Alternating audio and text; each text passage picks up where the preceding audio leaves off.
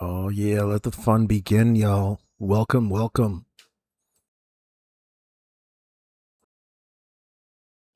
Debated where I want to start things first. Maybe we'll start things off in a comedic and get a little bit more serious as it goes on.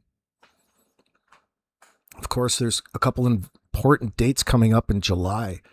One has to do with old fun boy Daniel Martell's court date and the man himself's court date, Jordan Geddes. That's super exciting. I wonder what's going to happen. I want to know all the details. You listen, you hear that, Jordan? What are you doing today? Will you be representing yourself? or will your daddy Darren be speaking on your behalf, representing your legal interests?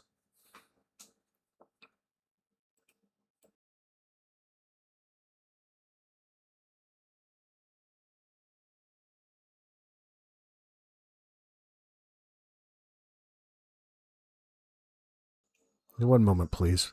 We'll let some people come in. What's saying, Broken Goth Doll? Yeah, Mike's over there. He was live last night. You know, Anita, I know Anita's listening because she's commenting, leaving comments, and it's popping up on my screen and I'm reading them. Girl, what's going on? Anita. Oh, shit. There's somebody who was meant to have her own talk show in that sense. I guess she just has to get. I'm not even criticizing her. I just realized today, now that I caught myself up in my mind, I realized today what makes me cringe and what makes me laugh. People are leaving comments. I hate that. I hate how people tell stories and they segue into things. Now, it's just a subjective thing that I'm putting onto you all. It's not like it really matters. It's just a personal preference, I guess. Because, you don't want to be a stickler telling people how they need to communicate, how they should be acting. Who the hell does that? Nobody. It just matters in situations, and when your mind's focused on things a certain way, it stands out. But I'm not even critiquing or analyzing in that sense. There's a certain segue, like when somebody tells me they're telling a story, it has nothing to do with deception detection, has nothing to do with that. It has everything to do with annoying the fuck out of me. A personal thing, when somebody says, for example, and they overdo it, and it's a bad habit, in my opinion, from my perspective. Some people could make another argument and say that it could be just the way that the mind remembers things, so that person can get into retelling whatever happened or conversation went on, as though it was important in the first place. Like a lot of 10-year-old kids have these bad habits. And Anita has one. But it doesn't mean anything.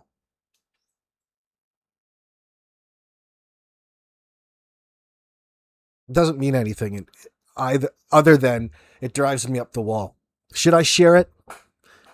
You probably can already guess as well. When a person says, and they're putting themselves into a situation. Now, let me take that back a little bit. When you're segueing any sort of piece of information you're trying to relay onto a larger audience, there's these things that you segue with. I'm trying to phrase it in a nice way possible. I'm trying to make it more general, but I'm not sure I can. Listen, when you keep flipping into the other person's role, like I said this and then he said what? Like there's so how can I say this?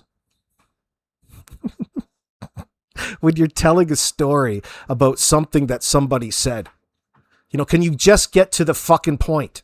Okay? Who cares about the first the segue into it. I don't need the facials. I said this and then they said, what? To make it look like what you said. It's just self-propping up. It's unnecessary. It's so fucking annoying. But I'm not being super critical. You be you, girl. Do whatever you want to do. Just draw. I've listened to so much of this. And all I can come up with is I don't even want to try to correct her, because who am I to tell her how to fucking be at the end of the day? But so at least I try to keep a sense of humor about it. And I know it's only subjective. I mean, listen, I have a if I had a choice to listen to Anita tell a story and go and do something else, I would choose something else. And it doesn't take anything away with what she's trying to say. It's just something stupid. See, it sticks out of my mind, but it's important that I put my mind there instead of, holding it against her. I don't even hold it against her, because you become a different person behind a microphone, in the sense that you're trying to host a show and be entertaining. And that's what she's trying to do up there on mics. Now you get to the fucking point, Corbin. You get to the goddamn point. You would choose something else every time, Belinda. Oh, I'm not looking for any. Listen, just something stupid, because I think I listened to like 6 hours of Anita and Mike talk about that, which is fine. It was interesting as hell. They're doing it. You guys got to go over. Most of you need to go over. The rest of you, who cares? You're blocked. You're blocked anyway. Oh, fuck. Why does I mean, it's just a distraction of my own mind. I mean, why would I be preoccupied with something that annoys me and be focused on that? I'm not. I could just do that too. I'm not preoccupied with it. It's just one of those things. Nothing else to talk about. There's all kinds of things to talk about. Like this. And speaking of Anita, God bless her, that's a picture that she sourced. So this unknown the driver on the alleged driver on Lansdowne Road on 1048 thereabouts on May 2nd. Boy, that it fits so well. It's hard to ignore that. Of course, we can't ever say for 100% certainty, but it's certainly a factor. And he's up there. It'd be nice to know what the RCMP are doing right now. The real RCMP, not the fucking ones. I tell you, I had to take a couple days off because, specifically of Jack and Lilly, because of some things that I was hearing I didn't like and I didn't want to fucking hear. But I'm interpreting it as things that have to do with the immediate local law enforcement and major crimes unit. They're two different things.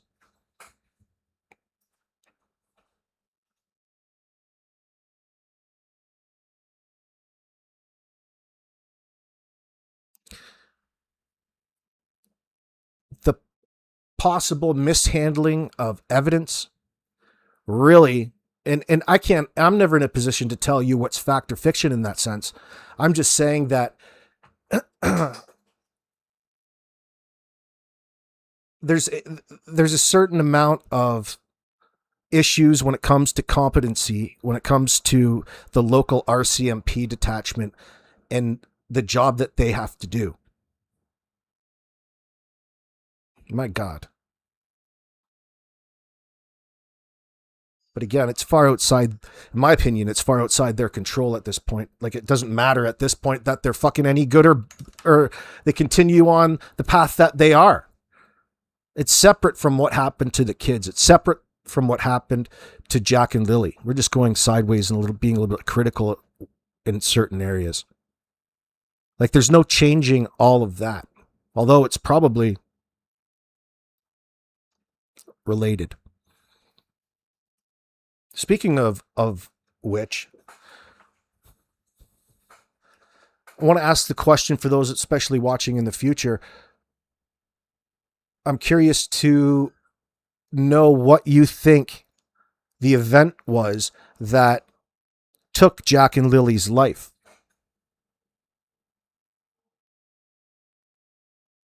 Come up with one or two, either or. Did it happen in the home? Did it happen outside the home? The Dollarama 2:30 footage was the last time that the children were seen outside the home.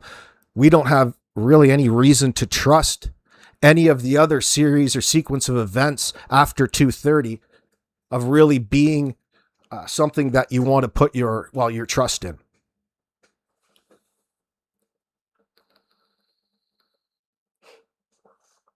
Like the whole story that Janie gives, you really have to question. I'm not sure if it exactly happened because she's been inconsistent in the worst kind of ways.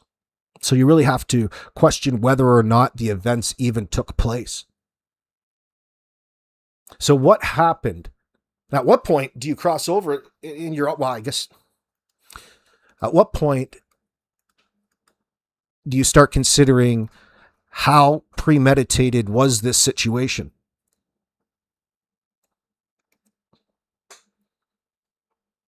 Oh, and by the way, just to finish that Anita part off, everything's all cool. But I noticed that you can start speaking in legalese in that sense. It's much more worthwhile listening to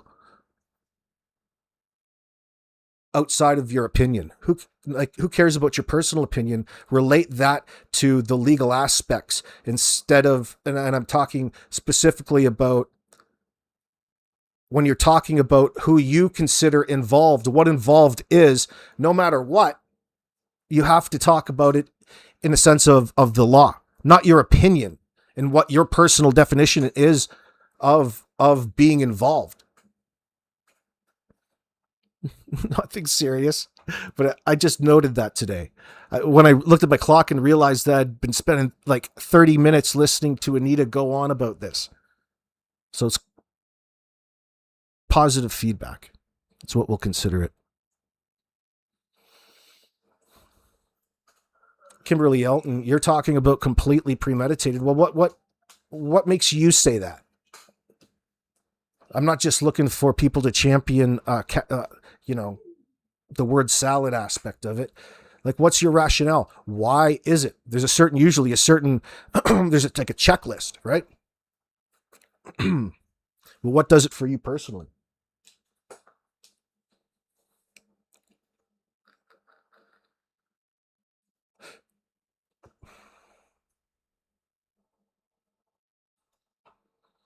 What's up, Ilyanka?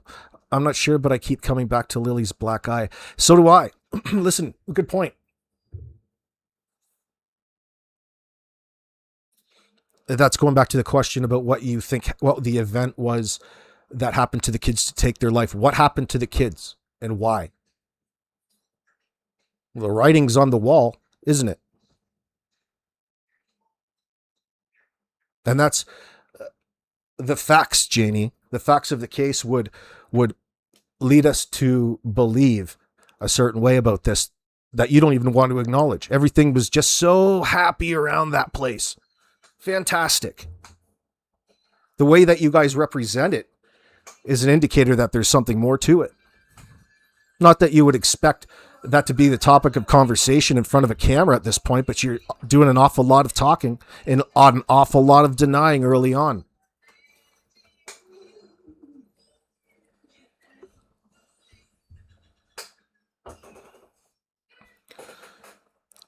Ilyanka says, I'm not sure, but I keep coming back to Lily's black eye.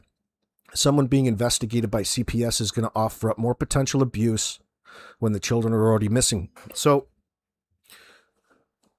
I think we're pretty comfortable saying that people have recognized, including this school, that there was months of physical abuse leading up to their disappearance or their being reported missing. But we can go more local, more isolated that week. And even if you wanted to believe Daniel, he says that Lilly had a black eye that week. Well, it's very interesting, their behavior, when you look at it at a whole in those 3 days about, them not getting back to their home where the kids are supposed to be, till long after, 8:30, 9 o'clock. It almost seems like they're avoiding a visit, or they were expecting one potentially. And finally, when the call came in from school at 9:30, asking Malaya where the kids were, she said that they were home sick on that May the 2nd. These, it's something. You've always thought it was, hold on. So going back to months earlier, it's been something that the teachers at school had been noticing, or the EAs, and it was an issue. That's why CPS was involved in the first place, was because of school. And let's not forget that these children, Jack and Lilly, didn't have very long of lives. They were 4 and 6 at the time.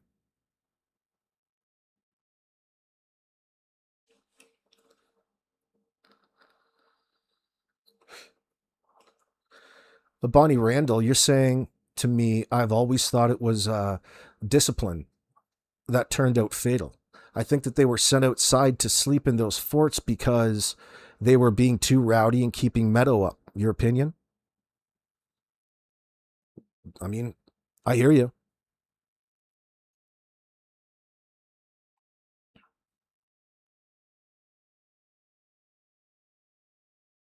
You think that they were more like prisons in that sense? Who would send their kid outside in the middle of the night like that, dressed with no clothes? You're gonna intentionally lock them outside in sub-zero weather as a punishment, and you what? You forgot they were out there as the caregiver? Is that what you're thinking, Bonnie? Or where? What do you? I'm not questioning it. I'm just trying to take it further. I'm trying to. I'm tasting this. I've always thought it was discipline. Yeah. I know what you're saying. It's possible, but I think that. I mean, it's possible. Hold on.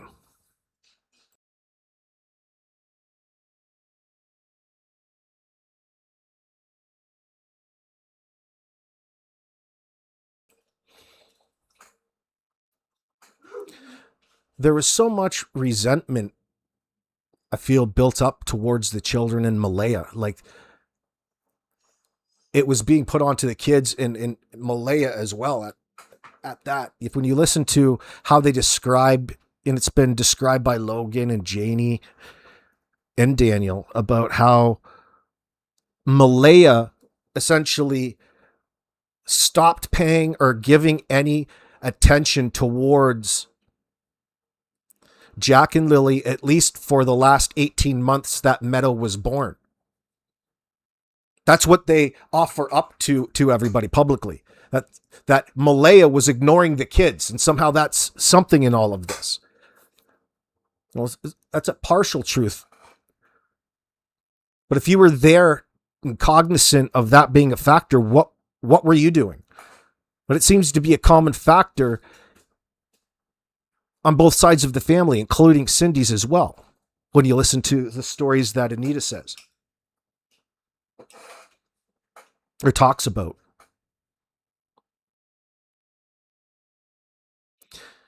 So, Bonnie, hold on. Did I miss one? Just a sec, Bonnie.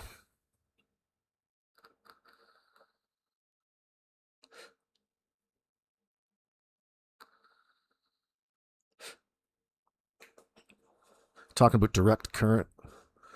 Hypothermia explains why both children were passed. I mean, that I get that. I'm not even questioning you. It's a possibility.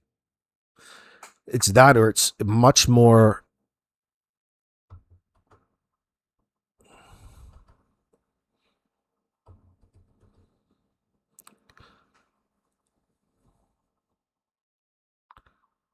Hold on, I want to finish off Bonnie just a second. She's got something to say. I asked her a question. I just got to find it again. Hold on, I'll get to you. Fishing, no, you don't. I think that's a theory the Danzo Lovers champion because it lets him off the hook and swings all blame back to Malaya. Well, let's get one thing clear right now. They're both equally to blame in all of this. Base that off of their behavior up to this point in time. Without, direct current is a person in here. Hold on, I think I skipped over somebody's.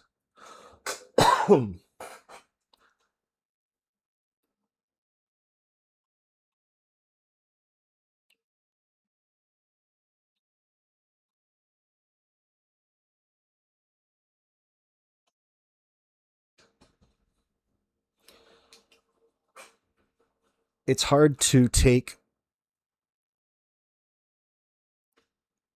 any of the information that was been given to us about the timeline around the time that they were reported missing as truth in the situation. Like, you take it because it's the suspect's, statement. That's about it.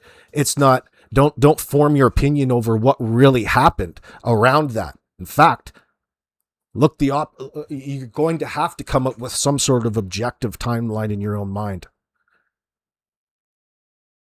Michelle, good to see you. You're thinking, and I guess the question goes along with it is how premeditated was this on both sides, or what happened during that day, the day of May the 2nd into May the 3rd, after, when Daniel had that big cut on his face, that scratch.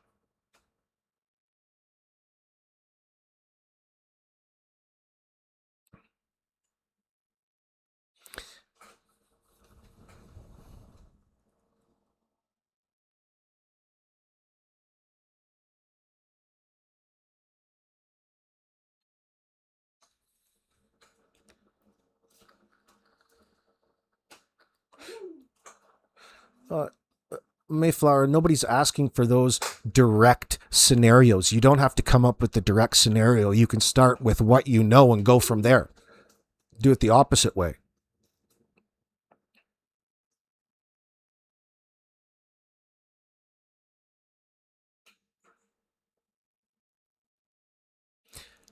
They had to come up with this cover story. What happened to the kids that they all felt the need or knew? Something else is tying so many different people to this.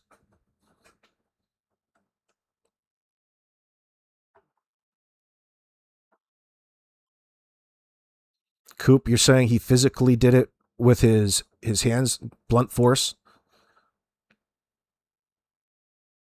Yeah. He just went on one. Mm-hmm. So the children around there were unwanted. They're unwanted when they came out there. The only thing keeping Malaya there was Meadow. This was not a happy existence out there. Malaya probably doesn't know any better because she's such a fucking degenerate. Her life has always been fucking shit. So moving into shit isn't very, very difficult for her to do. Nothing against you, Malaya. I guess it's partially not your fault.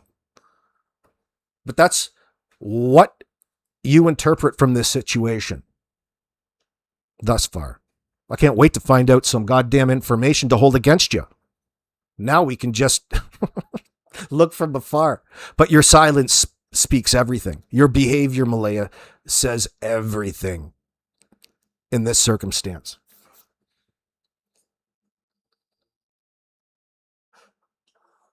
It's something that ties you directly to what happened, to the event that took Jack and Lily's life. It's not just a one-off. Considering what we've learned about how they all hate Daniel and all think Daniel, it sounds like any one of them would be eager to throw this son of a bitch under the bus if he was truly guilty of being a sole unaliver of these poor children. I'm not saying that's not possible. Well, when you're reverse engineering this, come on.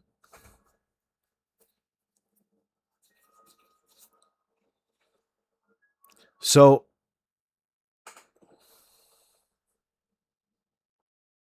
what was the event? We knew they were alive at Dollarama. We've got to take the RCMP's word for it that they ID'd Jack and Lilly positively at the Dollarama. That's all we have. So at what point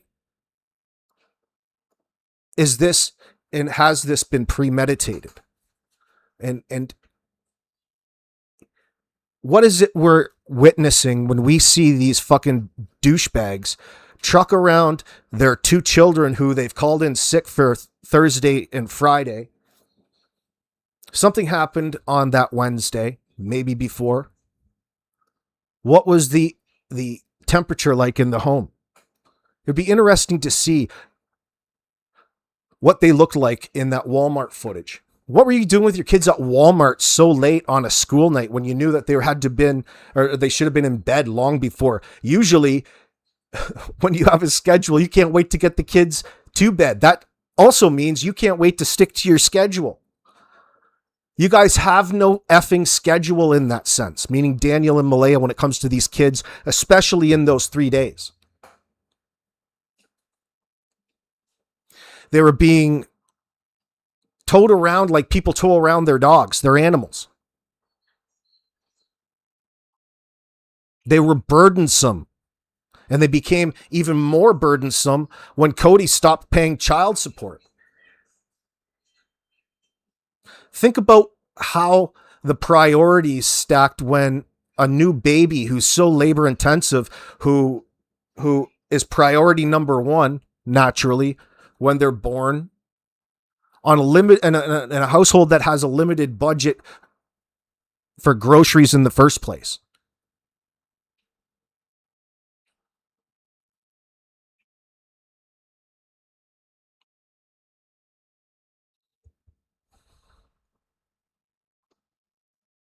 Robin Edwards says they're all pointing fingers at one another, but not saying what actually happened, as it would implicate both of them. Right. Good word. Rugs would be both their faults in your opinion. Right.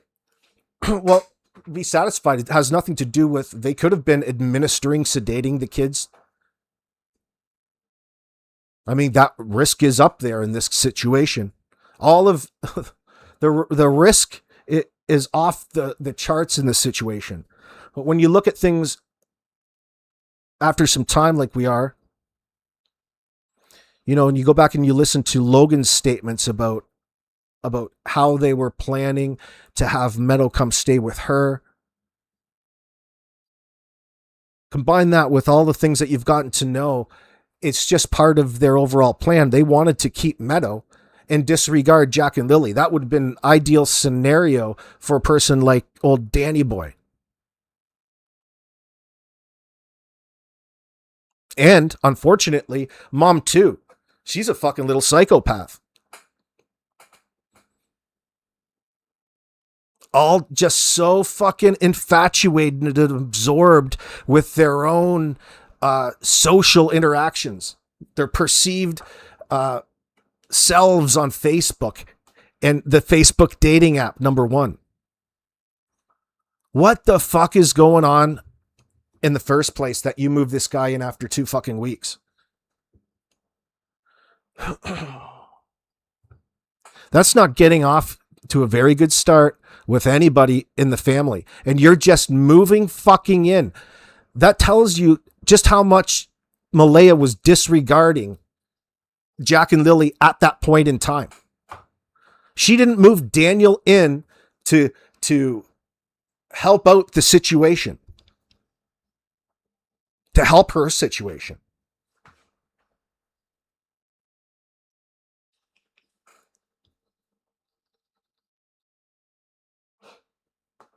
And yeah, it matters. It matters about what ended up happening to Jack and Lilly, of course. They were burdens to Daniel, to Janie. Janie wouldn't be out in that rotting fucking RV in the driveway if Jack and Lilly weren't there. It's one thing if there's a little bit of money coming in to cover their costs, but they started to fall by the wayside, as they claim. That it also, what does that mean exactly to you? It means probably something different to many people, but that would have to include food, nutrition, attention. But it's so, what other factors can we take? Think about, in combination with that, think about how Malaya uses the possible autism in all of this. Even though it's a foolish thing to say, what is she really saying to us with those words? She's telling us that Jack and Lilly required extra attention, specialized care from her perspective, care that she wasn't giving. Care that she acknowledged but wanted to blame a word and put it on the kids, as opposed to dealing with it as a parent, a caregiver, a true caregiver would. You're telling the world that these children required extra care. And you combine that with Daniel and Janie saying that when Meadow came around, you stopped paying attention to Jack and Lilly.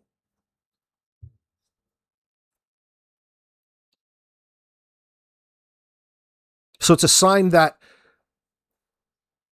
Malaya was considering those kids to be a burden as well. Whatever was bothering her ego in light of this old immature relationship that she had with Cody, the 200 dirty diapers that Wade had to pull out of the basement relationship. Geez, I wonder where that diaper dump came from. Fucking idiots.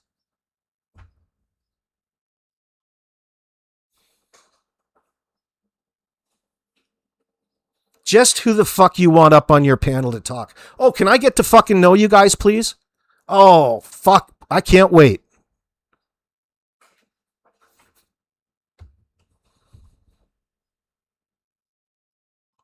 I thought I was going to start this. We sat here for 30 minutes now. I was going to start with some comedy. That didn't happen. It wasn't so funny. I lost Bonnie's statement. I got to go scroll up again because I got sidetracked. But so it was a good kind of sidetracking. Fuck, how about Canada on to the round of 32 in the World Cup? Well, I can't wait to discover who's going to kick our ass. It's going to be fantastic. Hopefully we get our ass kicked by somebody like Argentina. We can see Messi in Toronto for the photo op. Let's see. Actually, I've been surprised about how well Canada was striking. But then I look about where everybody was born. Oh, fuck. We got all of these Africans, which is fantastic. Different countries in Africa that people have migrated from. Still Canadian, I guess. Finally putting this immigration policy to good use. Give me 2 goddamn World Cup teams. Let's see. Robin says they may have picked up rugs in that parking lot and the kids got into them in the back. They came home and shit hit the fan when they realized they weren't just sleeping.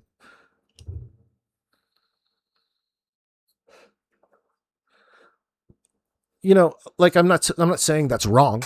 I guess if that's your thing, man, I hate that trying to guess what it is that happened in that sense and putting that together as though it were true. The fuck, don't even let your mind go there. You don't have to go there, but you're right. They could have.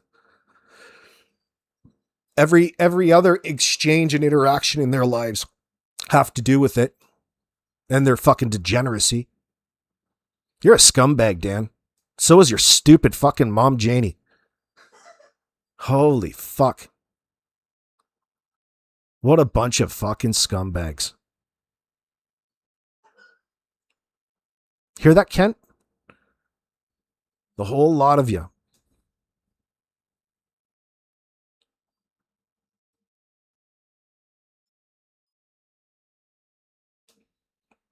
No, I think we can do better than that. It's like your mind wants to jump to a conclusion in that sense, Robin.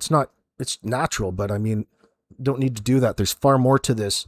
There's way too many more facts about the scenario to tie together than to disregard them and come to the conclusion in that sense. And the rationale, like the problem is in this situation, it's not one or the other. It's that all of the goddamn indicators are present. If there was a red flag to have in this situation, it's in front of us. It's a constant red flag. It's just a matter of choosing which one of the degenerate ways. It's a matter of figuring out which one. The risks are all present in this scenario, including substances. When you introduce substances to all of this, people wanting to make those rash decisions because of how deadly fentanyl or carfentanil is in the system, they want to associate, which they wouldn't be wrong, because it would account for 2 children just having to be dealt with. But that's almost like disregarding every other factor in. So somehow we're going to have to tie everything else into how that happened.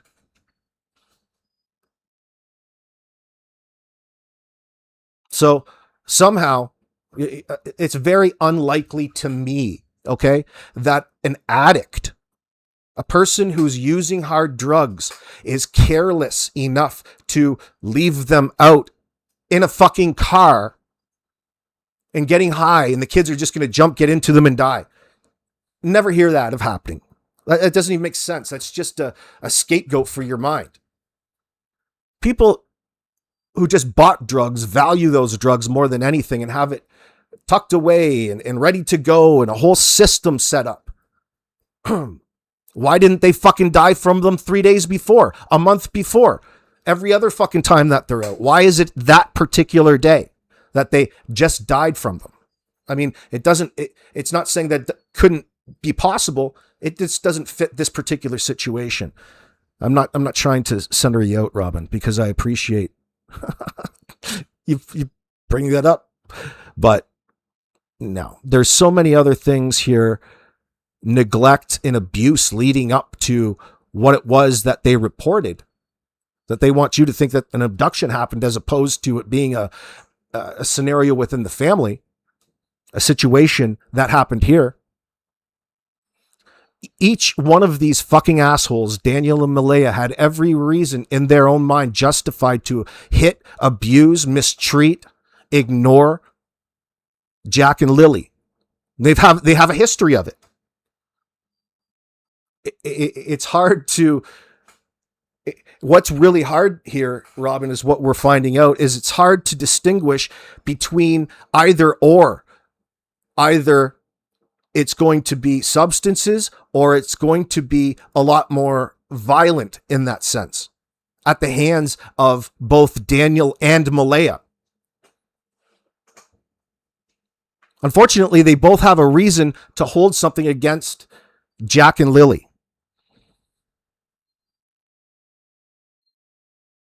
Think about how they treat themselves. They don't even fucking like themselves very much. They're self-loathing liars.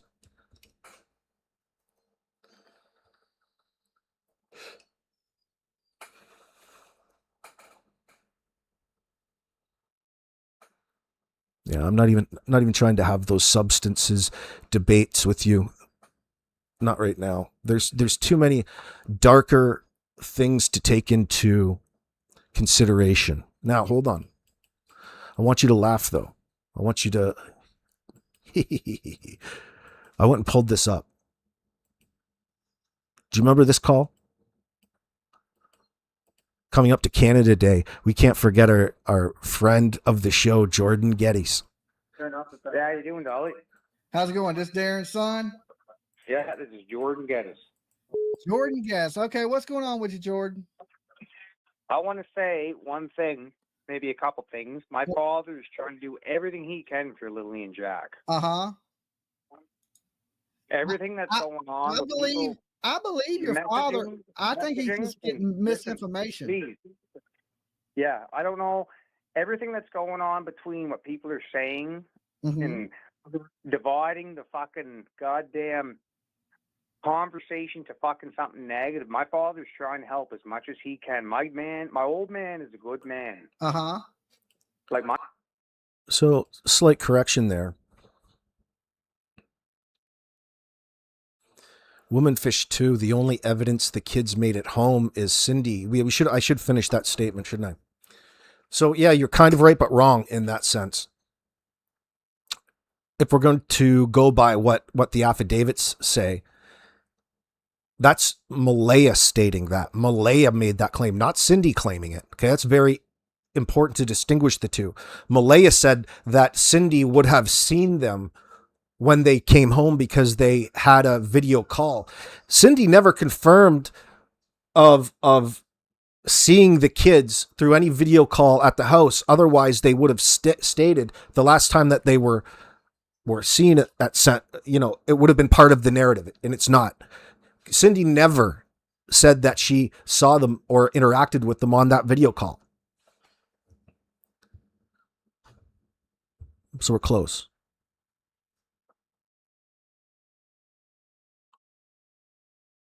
My family right now is getting a little bit torn apart by this. Uh-huh. Uh-huh. Fucking Jordan. You call it in standing up for your daddy. You remember when we had to go through this shit? Everybody had to go through these fucking bullshit statements from Jordan.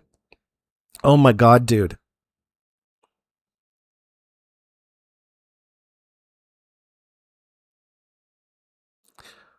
Why would Jordan be involved in all of this? And it's not just because he wants to stand up for the honor of his degenerate booze-nosed fucking douchebag dad, Darin Gettys. That's a fantasy. Ain't nothing that you're going to do or say, Jordan, that's ever going to make your idiot father seem any fucking different. Okay. I believe you. I believe you. I believe it. Call me a scammer. The other people, like I got people showing up at the house. I'm damn good friends with Daniel. Uh-huh. I knew him for a long time. Okay. I said from the very get-go that he had nothing to do with this. Oh, you're damn good friends with Daniel. Knew him a long time. Then he spent so much time talking to Mike and I about how, fuck, he just popped in, just reintroduced himself after years of being out of the picture just recently. He's such a fucking liar. Jordan, the more that you talk, the more that it's obvious to everybody. I hope you're okay and you get some of your toys back. You deserve some of those katanas back, should you have acquired them in a legal manner. I can't wait to find out what happens to this case.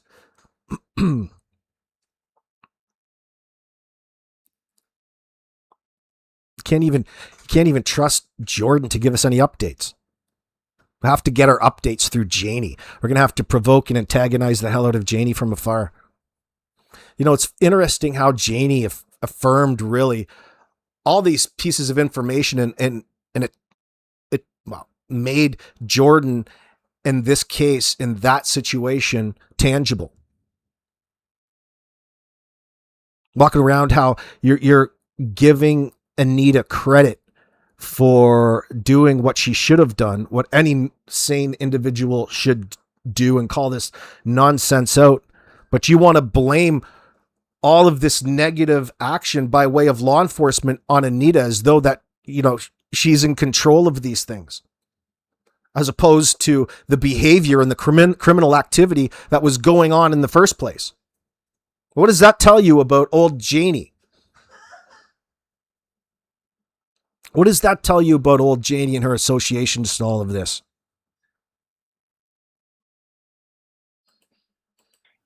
Okay. Why would anybody do that? Especially someone as good as Daniel, in my mind. Well, I don't personally know Daniel, so I'm trying to learn myself a little more about Daniel. Well, everyone needs to learn because this fucking idiot, this Jordan is so stupid. He gets into this. He gets into this answering questions in the form of a question thing, this rhetorical scenario where it's a form of distancing. It's avoiding. He's buying himself time so that he can fabricate what it is that he's going to say next. Why would he's asking you rhetorical questions as his answer and his way of avoiding answering that particular question. Oh yeah, he is a complete idiot, Robin. It's so funny to listen to. And to fucking imagine that he's calling up and sticking up for his dad no matter what, considering the situation at hand, pretending as though there's really no reason to be suspicious in the first place. The kids aren't really missing at all. All of these assholes, when it comes down to it, don't want to consider that the kids are actually missing. You're the fucking assholes that called RCMP in. Oh, but I believe they're still alive. They're out there still alive because I heard them this morning. None of it fucking makes any sense. Janie, you didn't hear them. The kids weren't out there in the morning. This is just a concocted story that you guys all agreed upon. So the question really comes back down to, we've got no reason to believe that the kids made it home on Thursday night. The timeline from Thursday night is wide open, empty. They don't want to fill it in. Hey guys, let's sit down because we care so much about Jack and Lilly Sullivan and you called the RCMP. Let's all sit down and conceptualize for a moment there, Daniel and Malaya. Why don't you guys sit down and fill in hour for hour what Jack and Lilly Sullivan's lives were like during that 48 hours before you called the RCMP. And they want the answer to that to be that they don't remember. And it's not important. That's literally shit that came out of their mouths. Yours too, Malaya. What else screams guilt at you? But yet they continue on.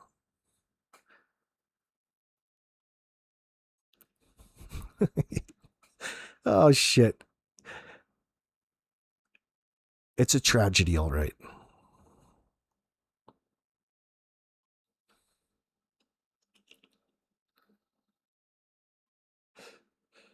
Karen, you should just go make amends with Anita. Try to make up with her. Just say, hey, it's time to close this chapter off in our lives. Go try to make everything okay with Anita. Now that you know all about her. They saw Don and Candace. Oh, yeah. Michelle, no, it doesn't. They have their own needs to be out here that just happen to align with Don and Candace, but it's not the only ones. It's the only ones that you're fresh in our minds. It's a pattern. It's a pattern amongst, and it's studied, and you can hit that PDF in the description of this particular video, Michelle, for further follow-up. It went off script when MBM called the RCMP, Mayflower.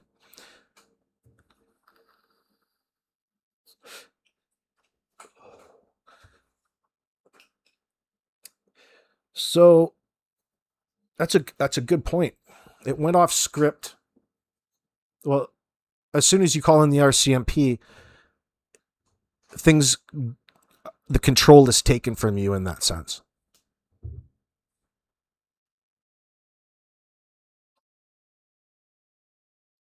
I'm serious, Karen. It'll make your life lives a lot easier because it's just a distraction now. Just say, hey, now that I checked you out, I think you're okay. except for whatever. Just make something up. Who's the fourth person that was there, Donna? Oh, Justin. Why are you making Justin a suspect in that sense?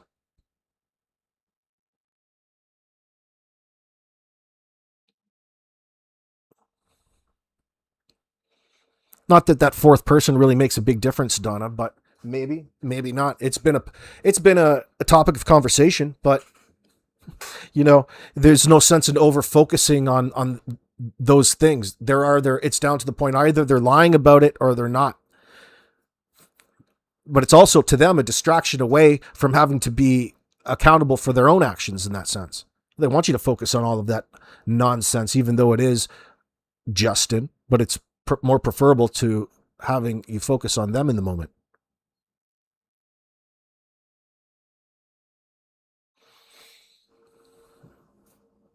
Yeah, I don't know about that there, Kim. Justin is the only one that showed emotion when the kids reported missing. What the fuck does that mean? How do you know? It's the only photo that you saw about just because he's cried, you now know what he was sad about, all of these different fucking things. If you listen to Janie, he was crying because he just had to put his dog down 2 months before that moment. Maybe he was going through a bout of PTSD. Maybe he's crying because shit's gotten real around there. Things are just so out of control with his fucking brother Daniel and all of the debauchery and all of the stressors that are obviously going on in their fucking lives. And all you have to do is just take a good look around you when you're standing on that property. You got goddamn suitcases out in the front lawn. You got hamster cages fucking broken. You got all kinds of junk strewn about. Shit's falling down. You got Janie out there building fucking fences around the ugliest goddamn things. They're ignoring the dilapidated buildings and building fences and painting them around them. Is that supposed to make things look better? What exactly is the point and purpose of having those ugly ass fences in the first place, if not just to preoccupy your tweaking mind? So fucking stupid. Like just to go and bulldoze the whole fucking lot. What's up, Janie? What's up with that ugly fucking fence that you've got butted up against that dilapidated, rotten, broken down RV? Why don't you move back into the trailer? Because moving into the trailer is like moving into a third world country with all the problems. All the problems that Daniel works on late at night.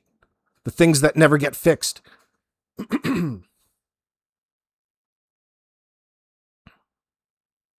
Well, that's what the investigation would be, Meep. Tying all of the neglect that you're observing into a criminal situation. Like failing to provide the necessities of life. Which requires investigation.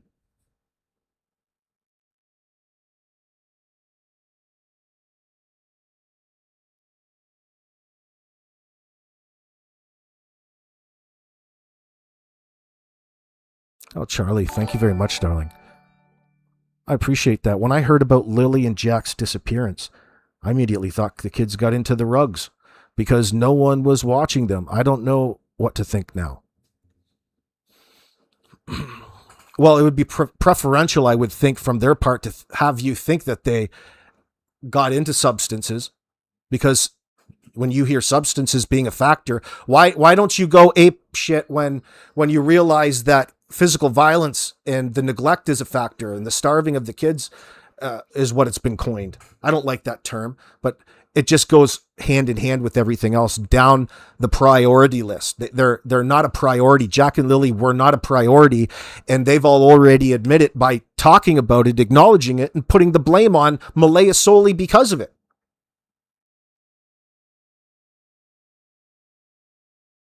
So it's so bizarre. It's the suspects agreeing with everybody really in here talking about the neglect and just putting the blame for that neglect on Malaya.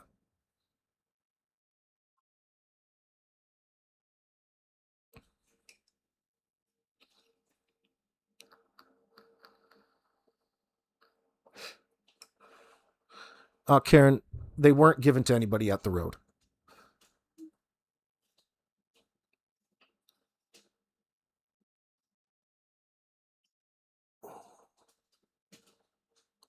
What the fuck are you talking about? You sound like fucking Durwood, Karen. You need to go apologize to Anita. You go take care of that before you comment again. Thank you. We had an emergency 24-hour penalty. The fuck out of my chat. You want to start talking about stupid shit like that? It makes me question your authenticity. Go sort your shit out with Anita. Here, chair. Let me see that.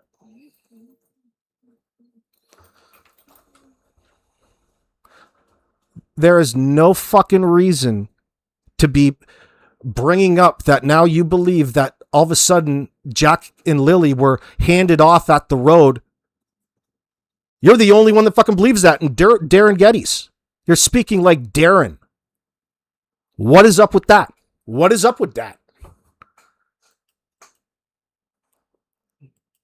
I don't really care.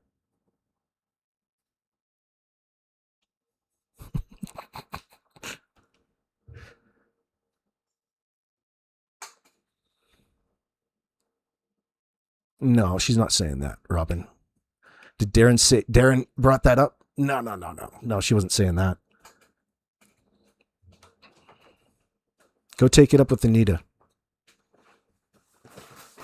You do, and you need to apologize to her. I'm fucking serious about that.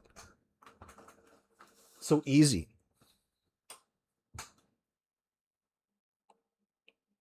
Oh, and by the way, you should be licking Anita's feet. You should be licking her boots. Here, chair. You can have the rest of that. No. Hold on. Let me see. One moment, please.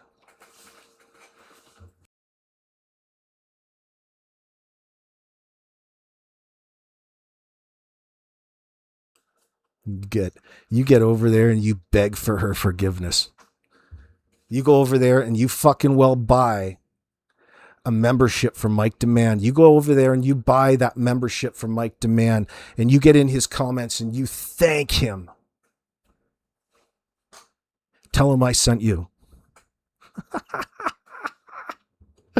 Don't get in my fucking comments trying to spread fucking rumors, trying to associate whatever it is Mike and Anita are saying with some sort of disinformation that you're generating in my comment section. And you're in my fucking you're in my chat telling me that Jack and Lilly got picked up. Oh, now after hearing all of this, I think they definitely got picked up by somebody at the fucking road, as opposed to the obvious that you would take from the conversation. Get the fuck out of here. There's something wrong in your head.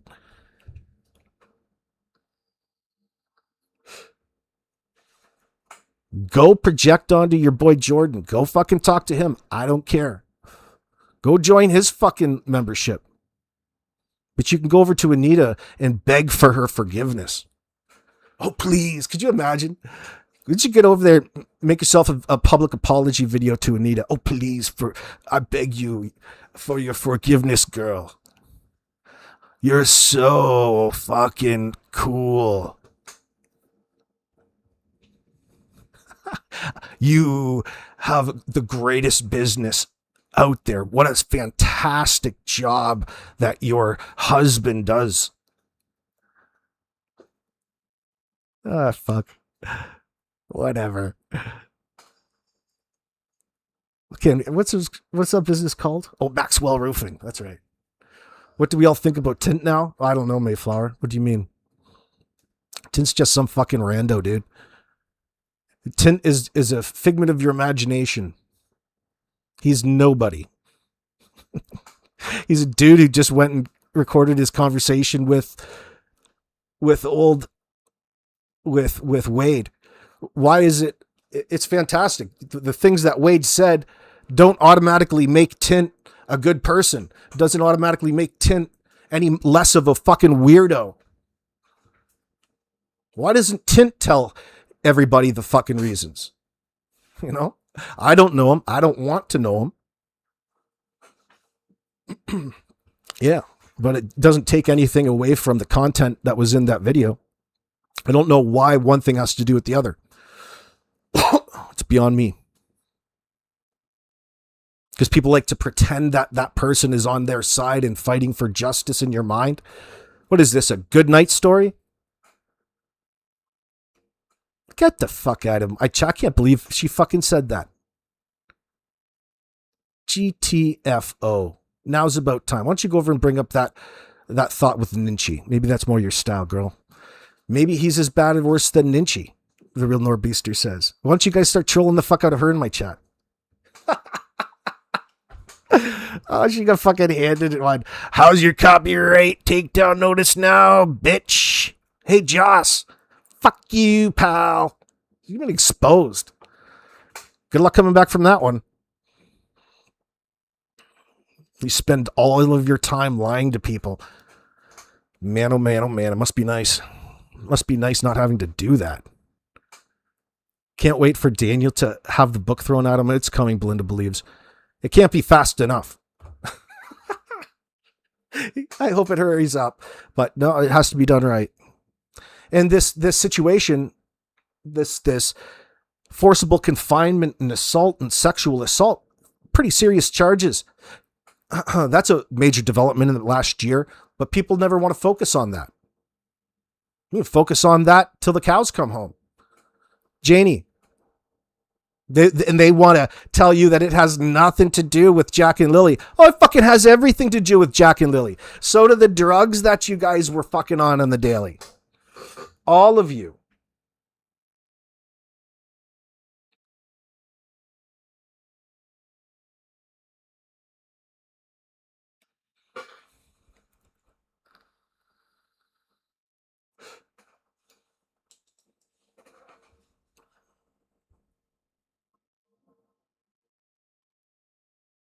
Yeah. Well, could be. Good luck. Good luck fucking with reward hanging out with that crowd. Oh, yeah. Playing fucking games. I've got no idea, Tash Pond. I stopped watching her ages ago. Don't even follow it. Don't even care. I just like the exposing part. There's nothing that she's going to do or say that's ever going to fucking change it. I wouldn't even waste my time watching it, but it's fun. It's fun to serve her that plate of fucking cold, hard truth. Oh, you want to talk about bringing the facts, do you, bitch? Well, here's a big fucking juicy one for you.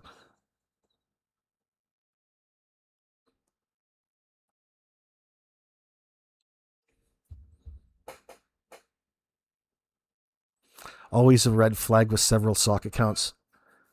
Those people are in short stalkers. It all depends. Everybody's got sock accounts. It just depends on how you go about using them. You know, everybody's a troll in that sense. Oh yeah. There's plenty of troll. Like, listen, the shit that Ninchi is involved in looks after itself. All you can do is expose it. People pick up. I never encourage anybody to do any sort of negative thing like that. They're smart ass 88. But it kind of looks after itself, especially when it comes to animal abuse and the internet.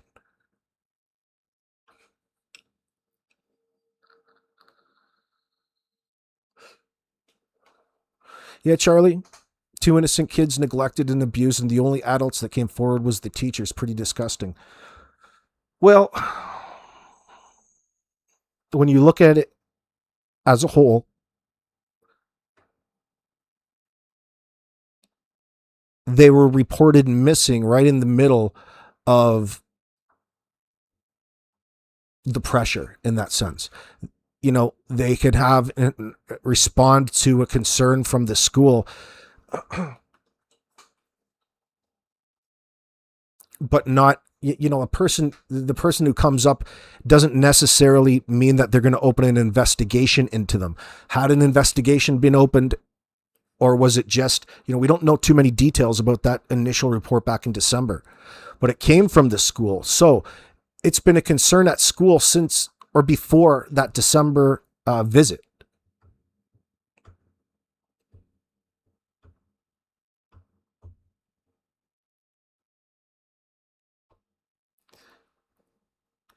You know, parents that are hiding their own substance abuse problem.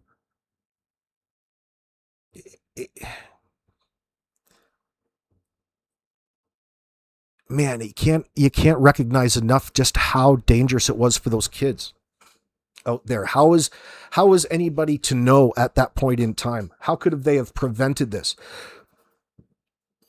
by doing anything different? Because when people get those reports, so a lot of people would argue that they should have known just by the condition of the home, the living situation. And without knowing all of the information at this point in time, we have to acknowledge that it's a fairly strong argument. But from the system's standpoint, they can't hold being poor against you. You know, having Janie there as an alibi, especially to CPS and things like that, is such a powerful tool and a prop, almost an enabling scenario for this abusive behavior.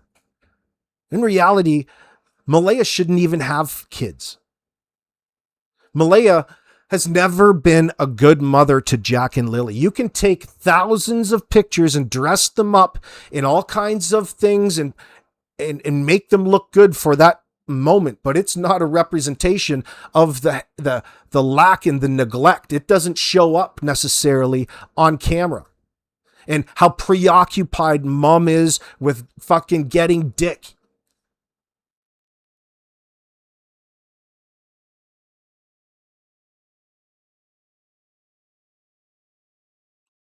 Well, you can be confused, Belinda. No, I'm serious.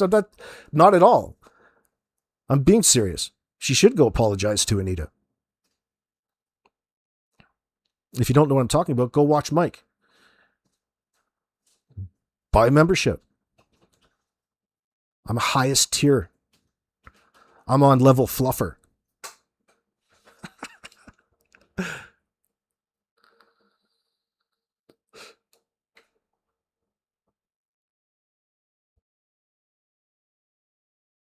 Thanks, Janie. You've taken up raking your drive at midnight as a retirement hobby since I can't.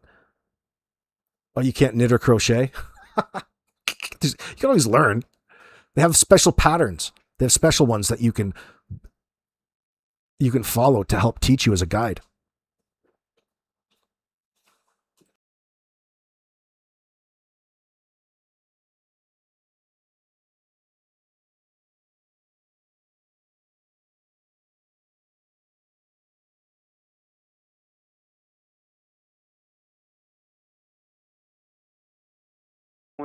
Taking pictures of my house, taking pictures of me. I'm getting fucking goddamn messages and whatnot. Hey, look, I'm going to ask you one thing, okay? You can say every cuss word that you want to say. I have no problem with. Okay, I'll stop cursing then.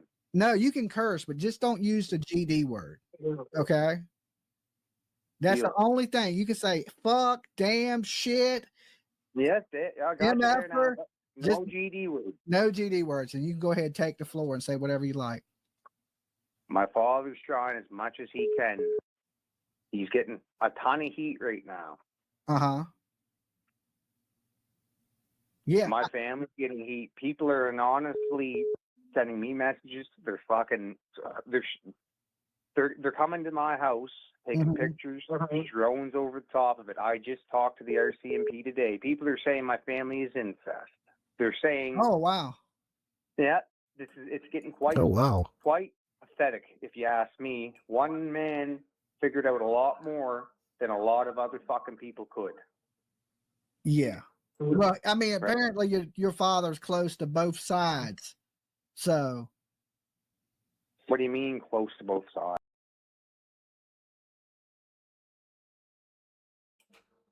What a fucking stooge.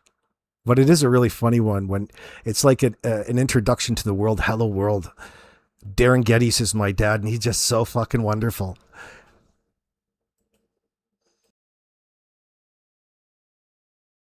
People are out here talking about how we're inbred. Man.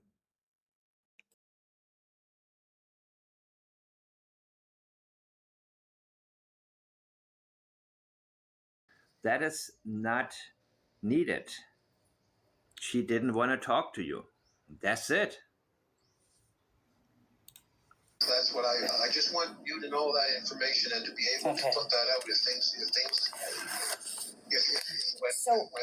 believe Daniel's going to get nailed for this.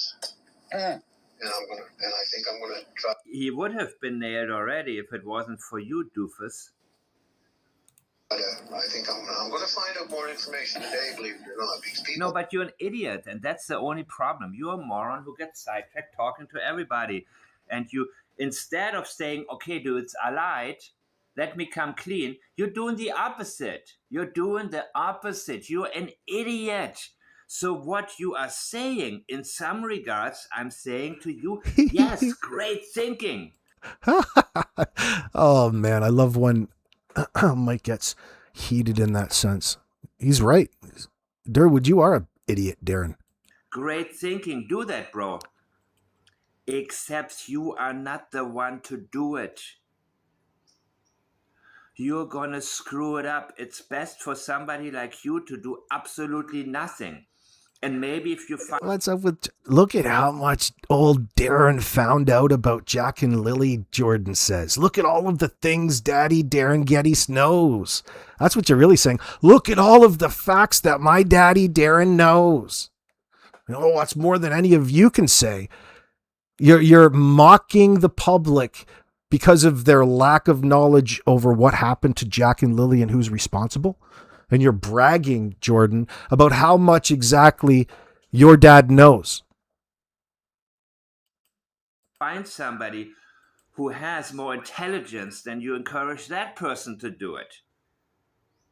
And then you can get somewhere. Rather than you destroying everything, all the opportunities that you had. You're the reason that Daniel wasn't looked at.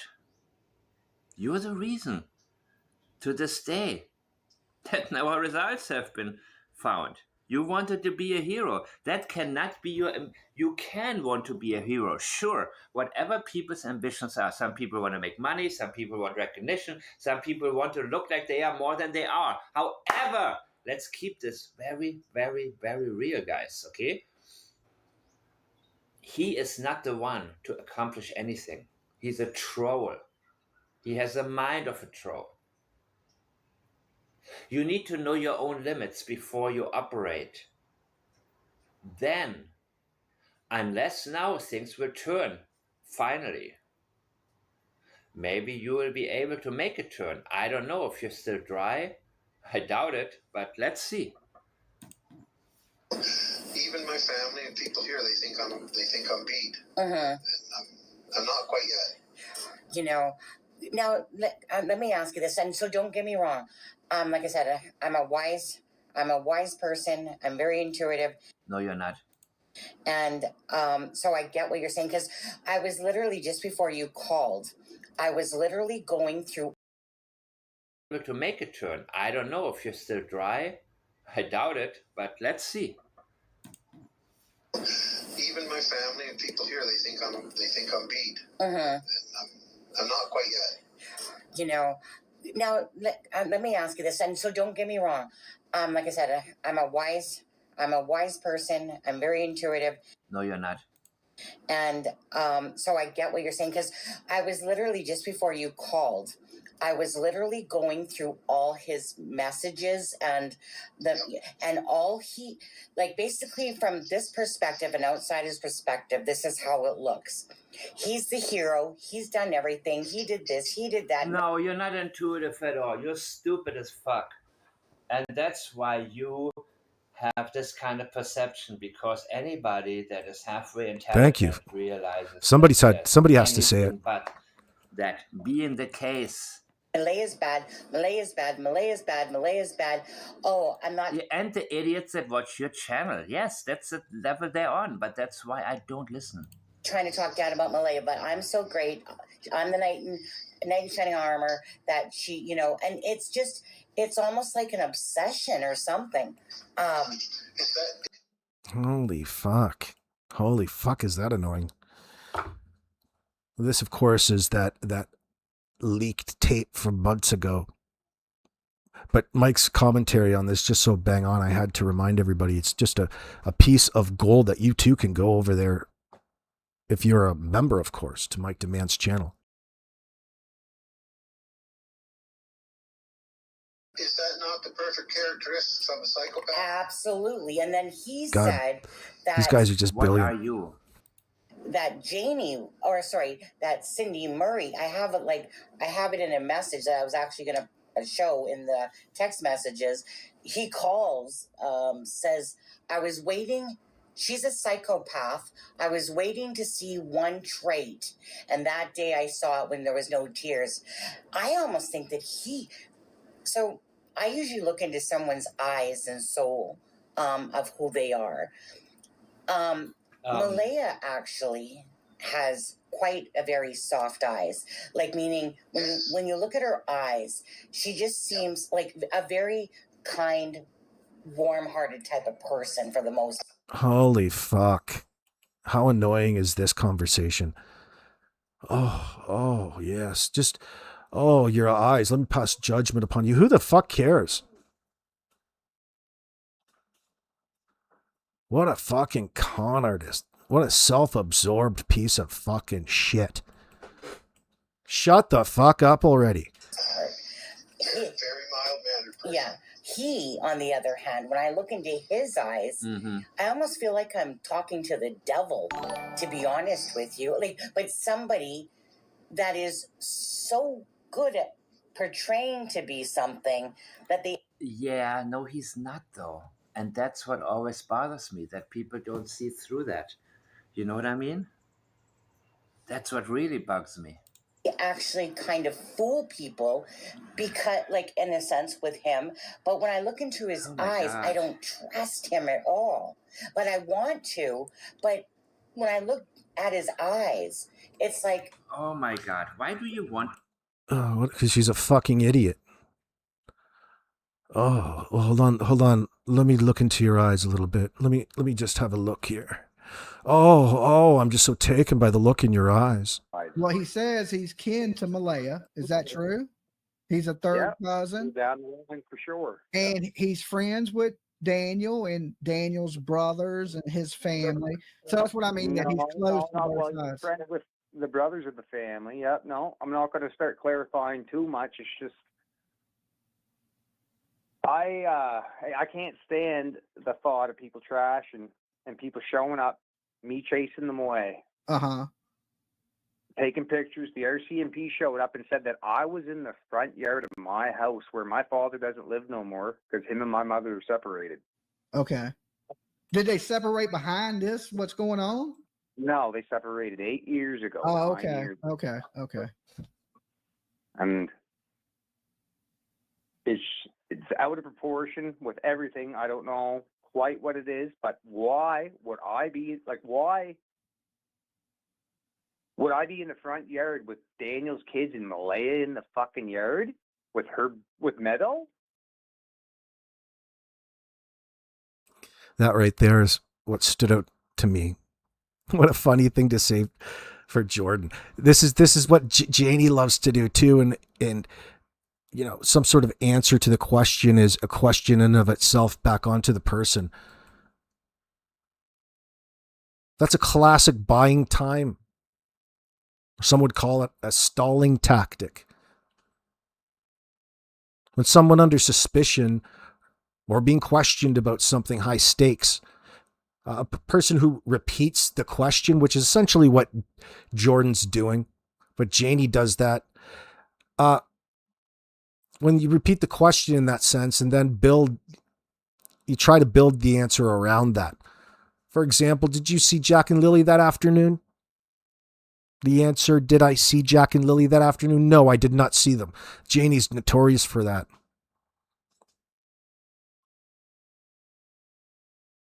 Lying or concealing information is mentally harder than telling the truth. The brain needs extra seconds to construct a plausible story. Check it against previous statements or decide how much detail you give. Let's hear him go on about this. Oh. So you remember the early report? There was a report that people were talking about Jordan being sighted in his driveway, and there's the picture that was going around, a little sketch showing how Malaya and Daniel were all there, and then Jordan, of course, has all kinds of things to say about it. You know, I believe he denied it, but he said so much, it's hard to really remember. Let's find out. What was his answer? Okay, you're saying you were in the front yard of your house with Meadow and Daniel, or in front yard of Daniel's house? No, my house. Okay. Where I grew up. Uh-huh. That's what the tips are. I know the RCMP are trying their best, and God bless them. Okay. Yeah, I wasn't aware of that. What's happening right now is getting out of hand. I heard a couple things now that's going on with my father, that he's going to get hurt. Oh, I haven't heard that. Well, to whoever is getting out of hand here in a way with a man that's literally trying to help. Yeah, I don't think your dad's a bad guy. I think he's been feeding information that he believes is real, but at the same time, I'm going to lie to you. I think Dan. Oh no, that recording with a conversation between Darren and Sonny is an example of that. Daniel lied in the beginning, and I think Malaya lied in the beginning. Now, and I believe your dad is hearing a lot of information coming from Daniel's side, and he's running with it. And I don't believe that to be accurate information at all. That's Daniel opinion, you know. I don't care. Yeah, everyone's. Oh, look at that.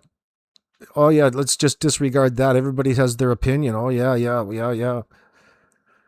It's just you wanting to deflect away from all of the real important things to talk about there, Jordan Meister. You're a bad boy.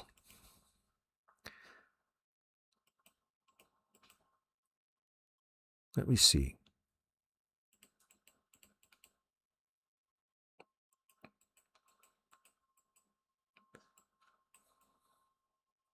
There's a picture in the background of just what it looked like that day. That's before they put the stain on.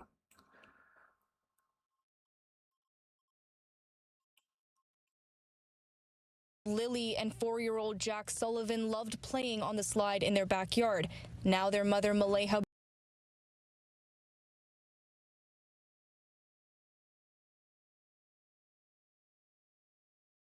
You heard the woman from Global News say, Lilly and Jack love playing on the slide in the backyard.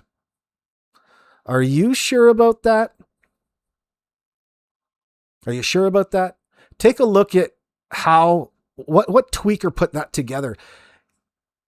You want to lower where that slide is or bring the base up a little bit. It looks like a goddamn death trap. Here, you guys want to go through a slide? You mean a drop? Kids will break their goddamn necks going down that fucking thing.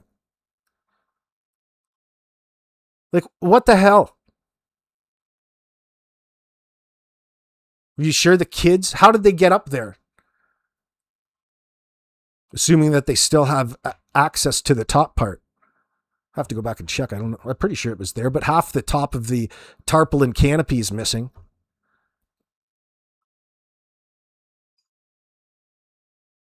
You guys didn't take more than 5 minutes setting that fucking thing up. Like, what you should have done is give it like a 90-degree twist, because it did at one time have a swing attachment to it that would come out the side, and there would be another 2 supports and a drop down to support the weight of 2 swings coming off the side of it. But you got rid of those. Probably something you got for free off Facebook Marketplace. And you threw a 2x4 between the playhouse and where everybody walks into the chicken coop. Like, it's right in everybody's way. Why would you build something, Tweaker, right in the path, the most busiest path? People have to work around, have to go around that if anybody's playing on it. It's such a stupid setup. It's silly. But it's so silly, bizarre to see it on such an unsafe angle, especially for two kids that you care about. You want them to have fun, not jump off the top of it, slide their ass down, and rip all of their clothes off because of the speed that they've reached. You can see how off angle that bottom part is, in my mind, in my opinion. I'd say drop it down like 8 inches or raise the bottom up. Probably the bottom should come up.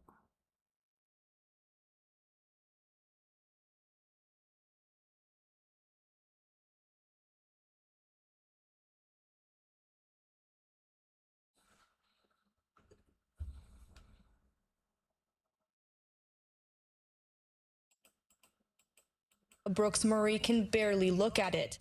I'm just staying as hopeful as possible. I want them home. I want to hold them. And I want them home. What happened was we woke up, I heard them playing in the next room beside us, and I was drifting in and out of sleep. And they're not the type of kids that we tell them not to go outside on their own. We always make sure that we're out there with them. And they happen to just get out that sliding door, and we can't hear it when it opens. And man, she sure is certain in that part of her statement that the kids walked out on their own volition. They walked out that sliding door. There's always an excuse, a little point right. They can put all of the blame back onto the victims. You guys chose to walk out that door for some reason. You've disappeared on us. And they were outside playing, but we weren't aware of it at the time. And the next thing we knew, it was quiet, and we get up and I tell him, my partner, Daniel, I tell him, do you hear the kids? And he says, no.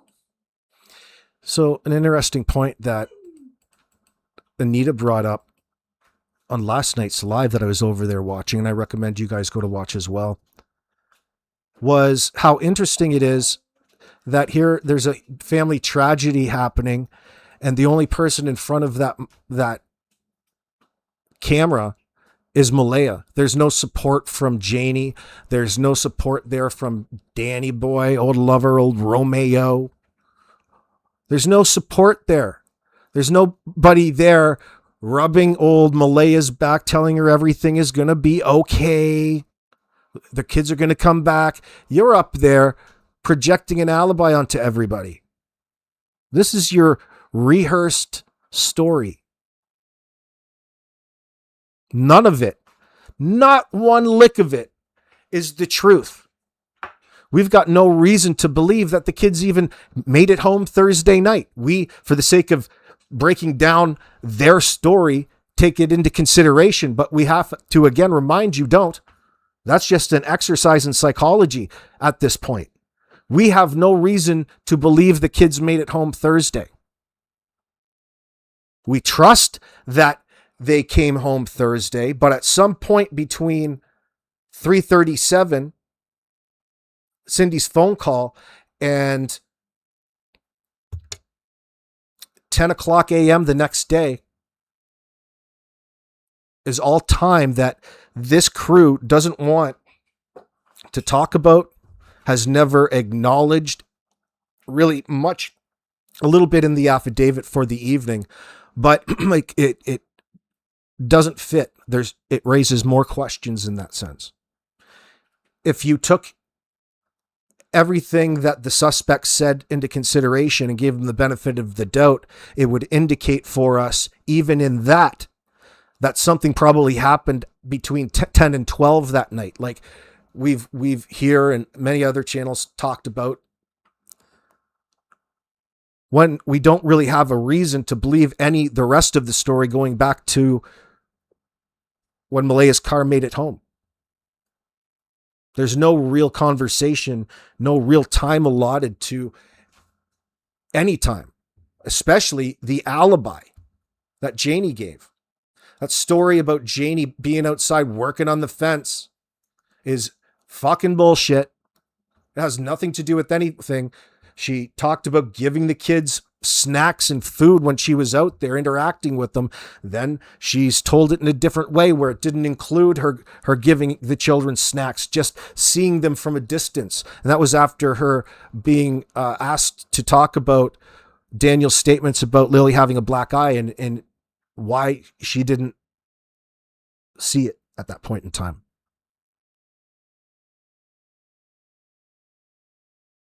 So the question is, friends, what happened to the children? What happened to Jack and Lilly, considering all of the elevated risk factors in their poor lives?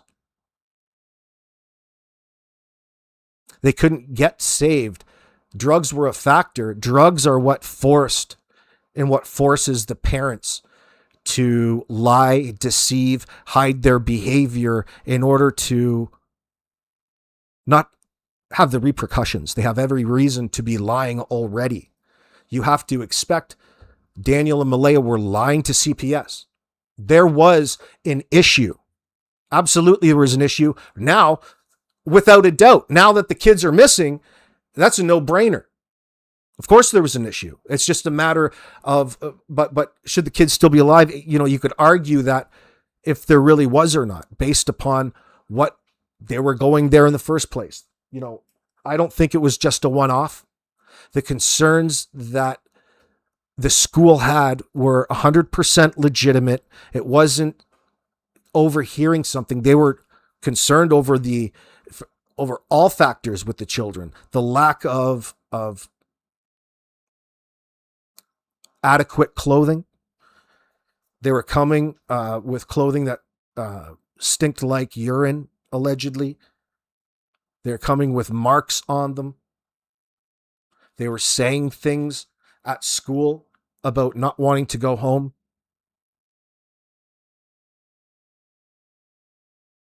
These are all of the things that Malaya refused to do anything about. She could have removed herself from this situation. That's one area where I believe Daniel and Janie in that sense.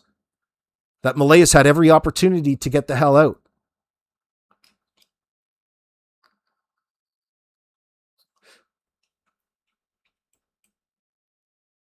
No. Yeah, Lily came into the room multiple times. I mean, me and Malaya and the baby were just in the bedroom. And Lily came in multiple times. So, you know, I seen her that morning. And Jack was out playing in the kitchen, I'm guessing, and they slid open the back sliding door. It's almost like silent to hear it slide open. But they slid it open. The boots were right beside the door. And just proceeded to, I'm guessing, play outside. And then about 20 minutes passed. And then when I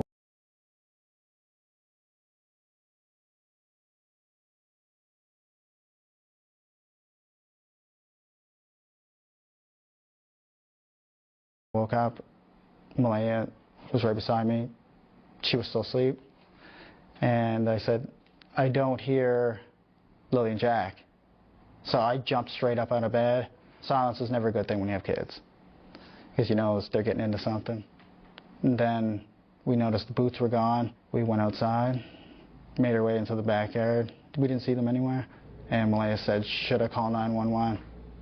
And I said, well, just wait 1 second. I ran up in the woods to the kids. They have cabins up in the woods. It's about, I don't know, 100 feet up in the woods. Ran up there, ran right back down, which only took me like 30 seconds. And I was screaming for Lily and Jack, you know, all the way out when I was running up to the cabins. And my mother heard me, so she came out and said, you know, what's going on? And I said, you know, Lily and Jack are missing. They must have just got out. The whole situation is bizarre to begin with because the old 17-minute mark is where they place themselves. Okay, so their claims to police is bonded to 17 minutes before they called 911 was the last time that they saw Jack and Lilly. How can you fucking justify your behavior, assholes, after that point? In 17 minutes, you're automatically calling in all of your family to come in and search for the kids that should be right around there. Should this be, or should it be, credible, which it's not. The kids are not going to get very far within 15, 17 minutes of the place. If that was true, the caregivers of Jack and Lilly would not have acted the way that they acted after they called 911. You're a person who called 911 for a reason and presumably want to get and retrieve your children.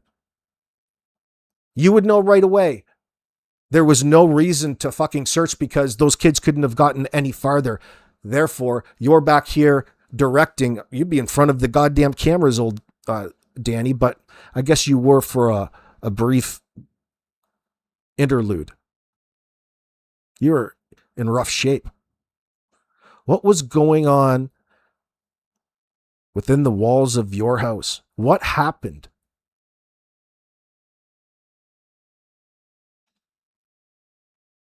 What happened between you and Malaya? The constant fighting.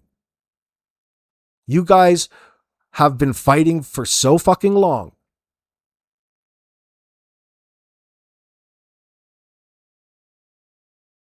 The relationship's never been good. You're talking 6 months before, and before that, you were arranging to leave. Where you were bringing people in. It's like you're addicted to a certain type of attention, Malaya.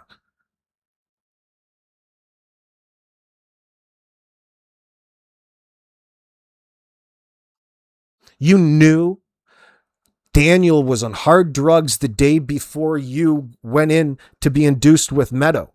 Yet you stayed with him the next 18 months and put Jack and Lilly through all of that abusive behavior and everything that comes with it. Not that any of it was right, but it doesn't overlook why you would choose to stay in that situation. Like, what's it going to take for you to break up with somebody? You have no fucking standards. Therefore, there's no limit around your kids. There's no safety shield around your children. They weren't even taken into consideration with anything Malaya was thinking about in her life.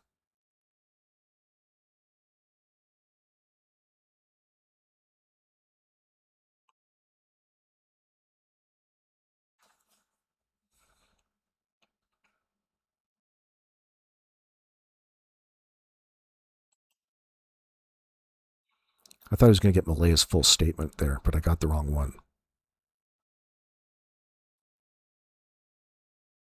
But we'll survive.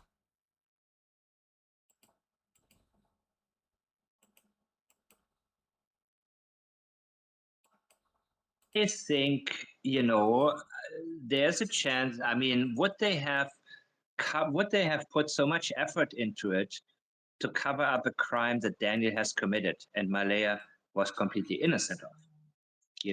Absolutely so not. Exactly. Nope.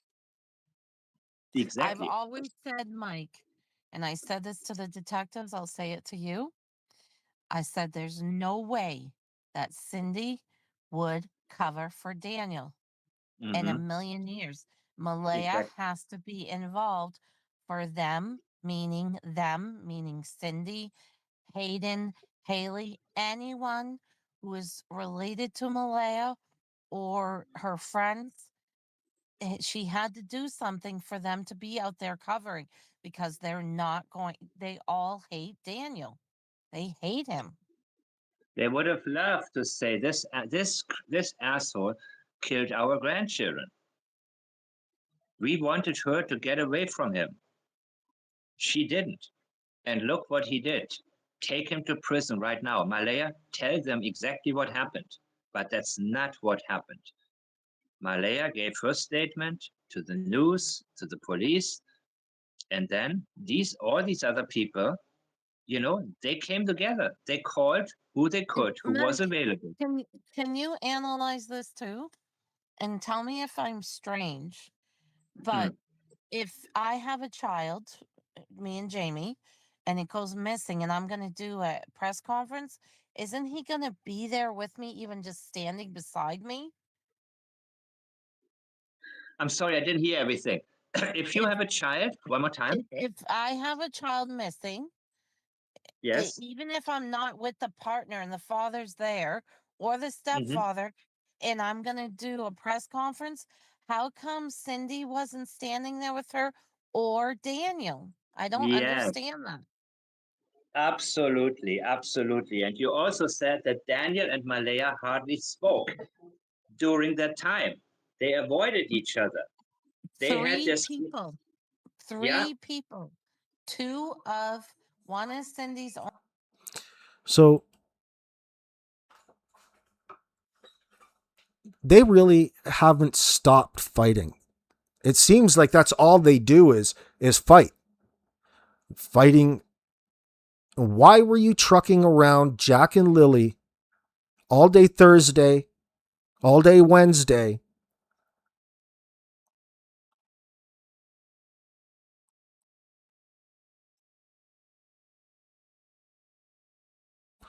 What were the reasons why they weren't at home in the first place, I wonder?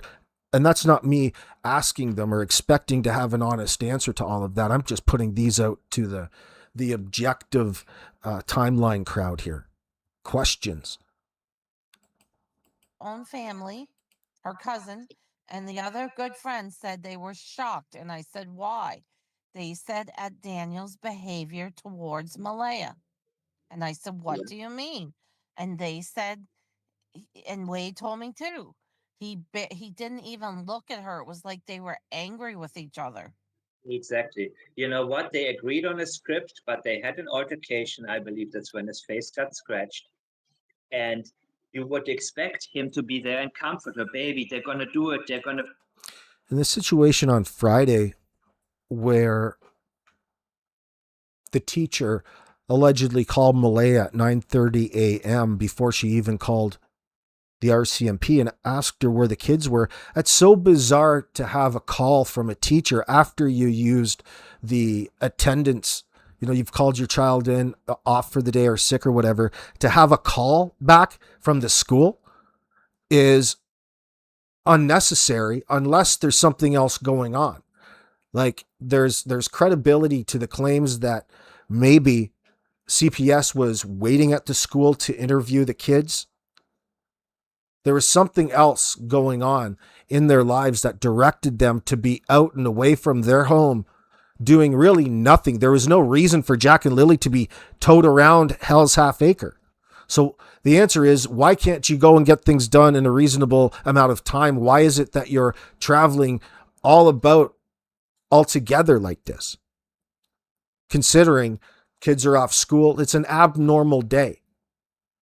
No food. It's everybody has kids. To everybody who has kids, how off-putting. That doesn't sound like 2 or 3 days or 2 days, let's say, that I would enjoy. Usually you have a reason for traveling in the first place, not just going around doing what? What exactly were you out there doing? You have blood work,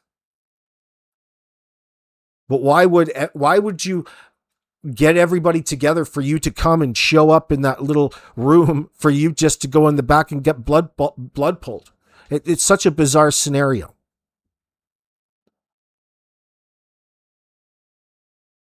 You don't tote your sick kids around all day. It's just something to think about. Find them, sweetheart. Don't worry, your kids. Even if you don't like the kids, you would like your partner enough to say, I feel your pain, and I don't care if I don't like the kids or not.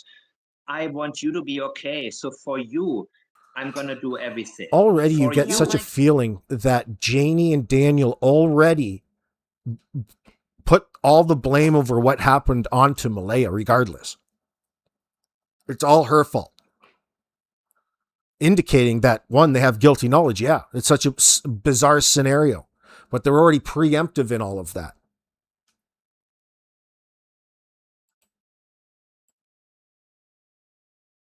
I think, you know what I think happened? Whatever happened in the night. Yes. And when Cindy got the call, they had to think fast. And whatever stuff they planted or whatever plan they came up with, Malaya.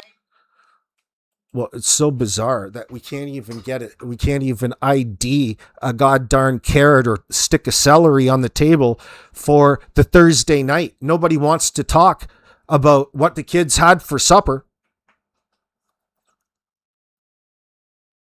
Maybe that was a source of contention, which would relate to their already existing troubles financially.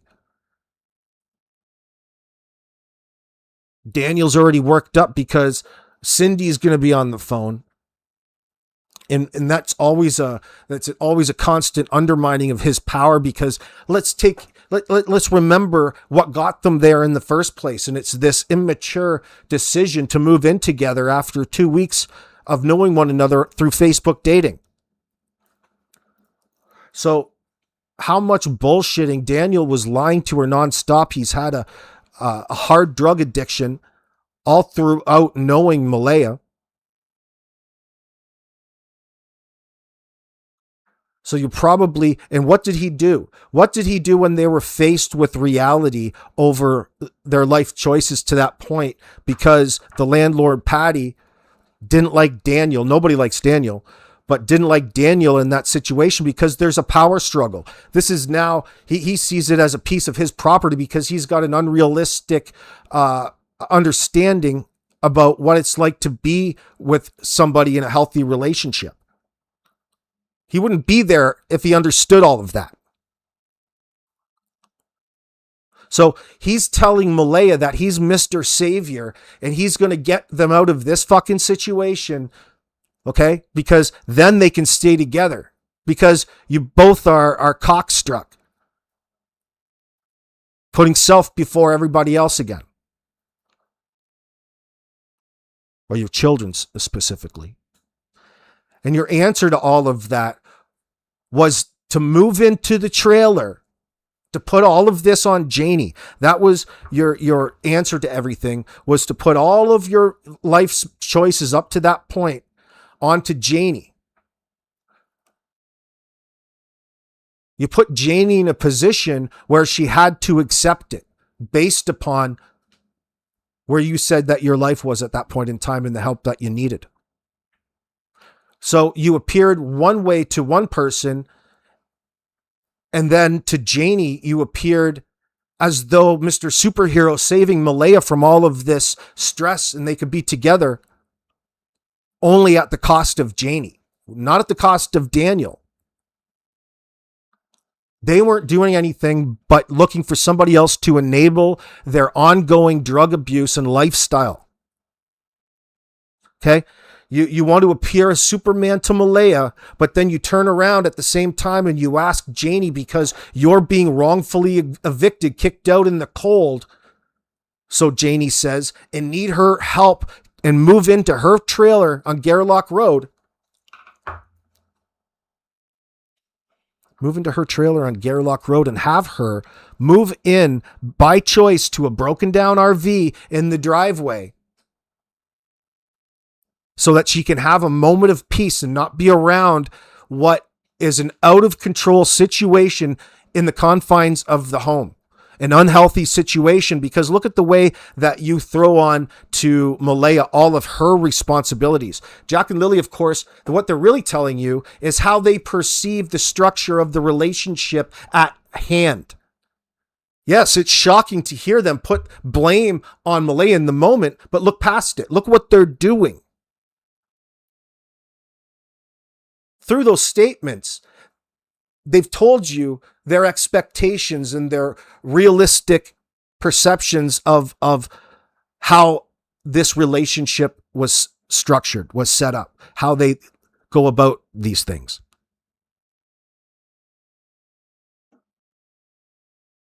Those are just labels, Robin.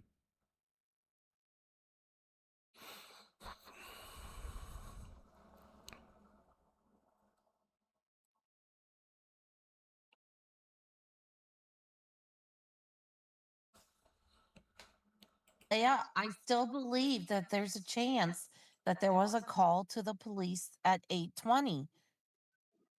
Yeah, I want to know more about that. I mean, that would be, I can see. Yeah, I have to look at the source one more time. I'm sorry, I have. And There's so and many little things. and if you analyze Janie yelling with me, she said it wasn't going her way.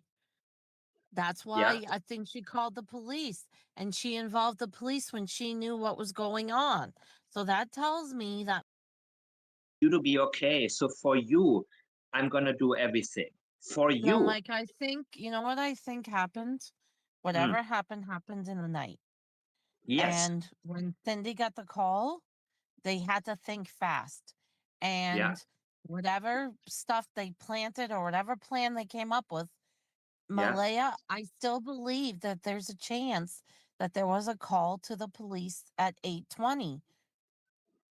Yeah, I want to know more about that. I mean, that would be, I can see. Yeah, I have to look at the source one more time. I'm sorry, I have. And There's so and many little things. and if you analyze Janie yelling with me, she said it wasn't going her way. That's Yeah. why I think she called the police, and she involved the police when she knew what was going on. So that tells me that Malaya Yeah, knew see, what happened. I don't know what she's talking about, this 8:20 a.m. phone call. She's talking about another phone call to police that morning, maybe.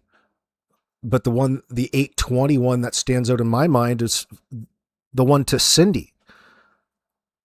There's that, I can't remember if it's 8:28, but an 8:20 a.m. phone call, but that they don't want to acknowledge, that would contradict their alibi, their story about what they were doing that morning, as though they were already up and active. All of the information would suggest that we're not even talking about the forensics. The forensics will certainly show it, but just with the information that we know.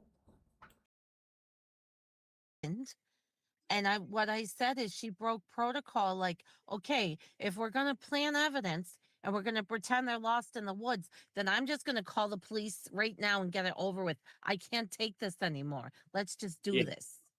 I believe Malaya panicked, and she probably wanted to call police right away. And they said, don't do it, don't. Let's first I'm going to go online. I'm going to call them in sick. And she probably couldn't wait to get over with. Malaya is not the type of person that handles pressure at all. So she probably figured, and Daniel knew it. That's why when Janie said, let's wait over the weekend, we're going to come up with something really, really good. And it's going to be far away from home where they're going to search.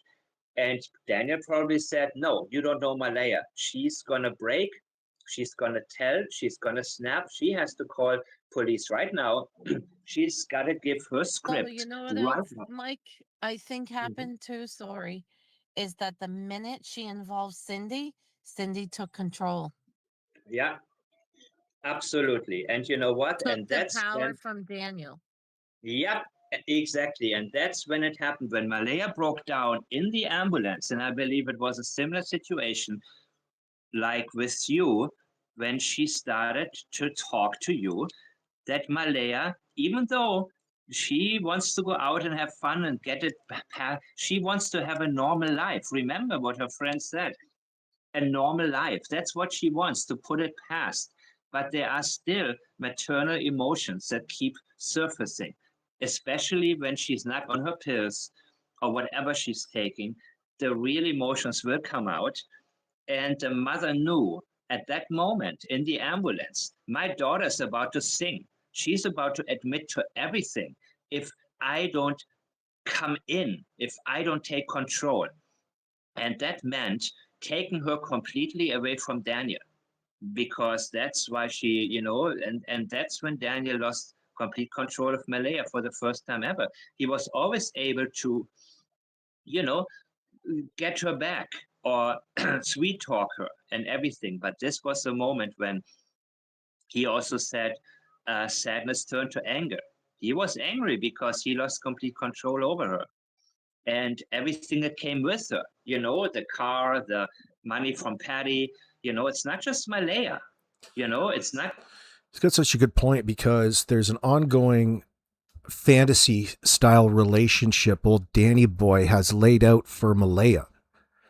And it goes right back to the first day that he met Malaya. Do you think Malaya really fell in with old Danny boy because he's just such an outstanding alpha Chad? Dude, please. There are so many lies by way of Daniel involved in how he groomed and conditioned Malaya into letting him move into her bed in the first 2 weeks. Yeah, that would have led to all of your problems afterwards. You couldn't even do it the old-fashioned way. You couldn't even have taken the girl out on a couple nice dates and showed her a good time without trying to get, busy. Come on. You were looking to hook up, and that's how you got together.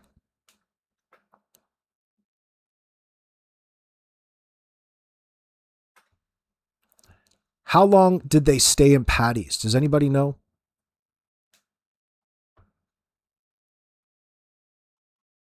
Six months, 8 months.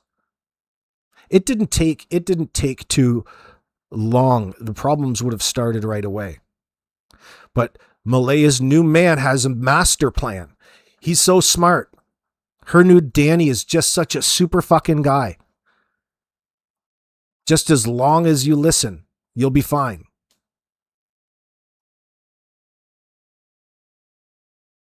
Not just her, the sexual partner, if you will, but it's also So these lies. The lies included his saving their relationship plan that got them out of. Now think about this. Your answer to save Malaya is to move her out of her otherwise stable home and the kid's stable home, not on your cost, but you're going to move them out to the property, move them out to the Gerlach Road, your mom's place. Whether or not your name is on the deed or not, it's your mom's house. Your mom lives there. It's easy for you, Danny, because you go around, you want to talk about how you made your ex-wife a millionaire on paper. You really are fucking stupid and delusional. People who are wealthy, even landowners, maybe you should borrow against some of the equity, Mr. Moneybags, that you have invested into all of your riches and get yourself out of your mom's fucking dilapidated fucking trailer, asshole. Okay? You could borrow against, maybe pull out $100,000 and get yourself out of poverty. Have enough to eat. Have some real quality crystal. No. Your ex-wife isn't a millionaire on paper because of you. You're not a millionaire on paper, son. And you certainly don't want to be walking around telling everybody that in the spotlight, even if you fucking were. Because the Canada Revenue Agency is just a call away. Oh, there'll be capital gains for you to pay. Just some more fucking capital gains taxes that they're going to hold against you until you claim bankruptcy.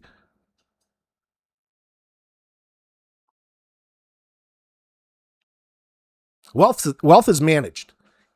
This guy's walking around in a fantasy world. And that fantasy world and the way that he lies is what Malaya experienced. Not that she's an angel in all of this, but she has been a part of this entire time. So she's just a natural extension of the lies and deception at hand in the first place. You've got no real plan. You're bringing kids into this world. You don't have a plan. You don't have any sources of income in that sense. And Cody stopped paying child support for Jack and Lilly. You weren't buying groceries anyway.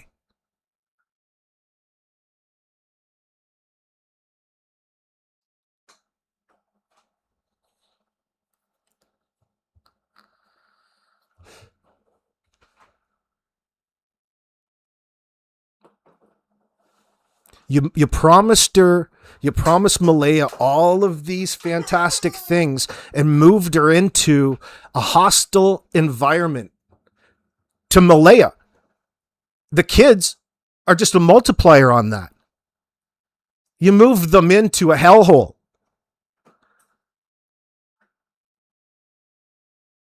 You got a 70-degree slide for the kids to fucking break their neck on in the backyard.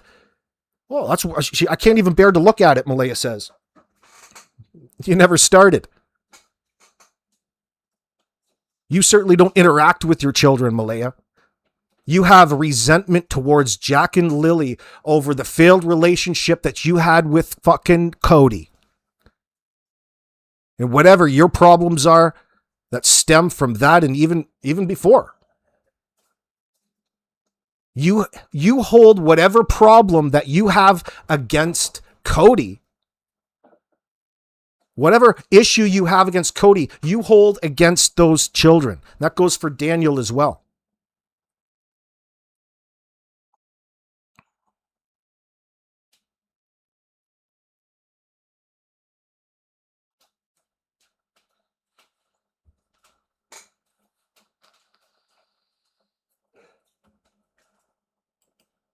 The financial benefits and the easy life and the money for the children. But again, the money for the children, they were not going to get it anymore, right? So he didn't see any more use in the kids even be. There was no more benefit. You know, he never liked the kids, but suddenly he looked at them and he said, now we get... So all of these, the benefits that go along with it, they're usually a year, like a tax year behind. So think about that in the context of the timeline, the objective timeline. You know, it's okay for the first little bit that they've moved in, they still have all their payments, but you know, the next time, the tax year, as soon as problems start because they're cohabitating, well, you know, you've become common law and things are going to be adjusted based upon how much you make. And it didn't, you know, it didn't seem old Danny, he wanted to make any sort of commitment at that point in time. It was all fine and dandy when the bills were paid for because of the benefits that Malaya would have qualified for. It kind of looked after itself. But the more that you lived with Fancy Pants Danny here, the less money that was going to come because old Moneybags here is a fucking millionaire on paper. All right? We can't report any of that to the tax man. Oh, true wealth. Oh, fuck.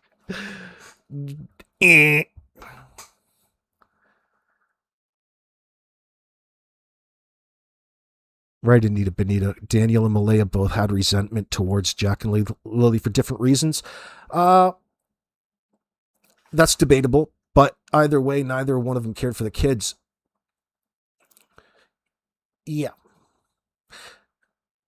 It seems that old Malaya only likes her props around to make herself look like something to other people. So they just think that she's just a gorgeous, fantastic looking, superior mom who just cares. When has that ever been true? When the hell has that ever been true?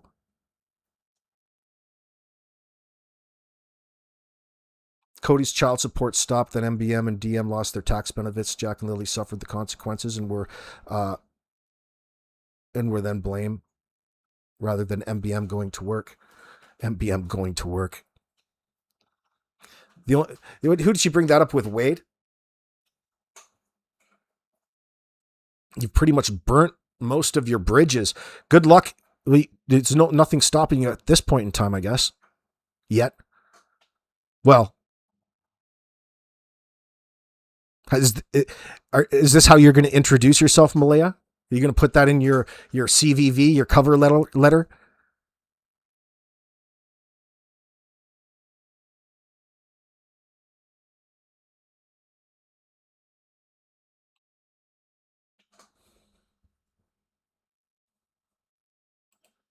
no more money for them. That means that I have to, pay with my own money for their food or what, you know what I mean? So there was a lot less of a need for him that he saw in having these children around at the time. All of this has to be considered, people. But Mike, wow. I don't think they ever thought that Meadow would be taken away either. It is so safe to say, you look at what you know, Malaya never had Jack and Lilly's best interest at heart, and that's a generalization. But every step of the way, every step in this relationship with Danny,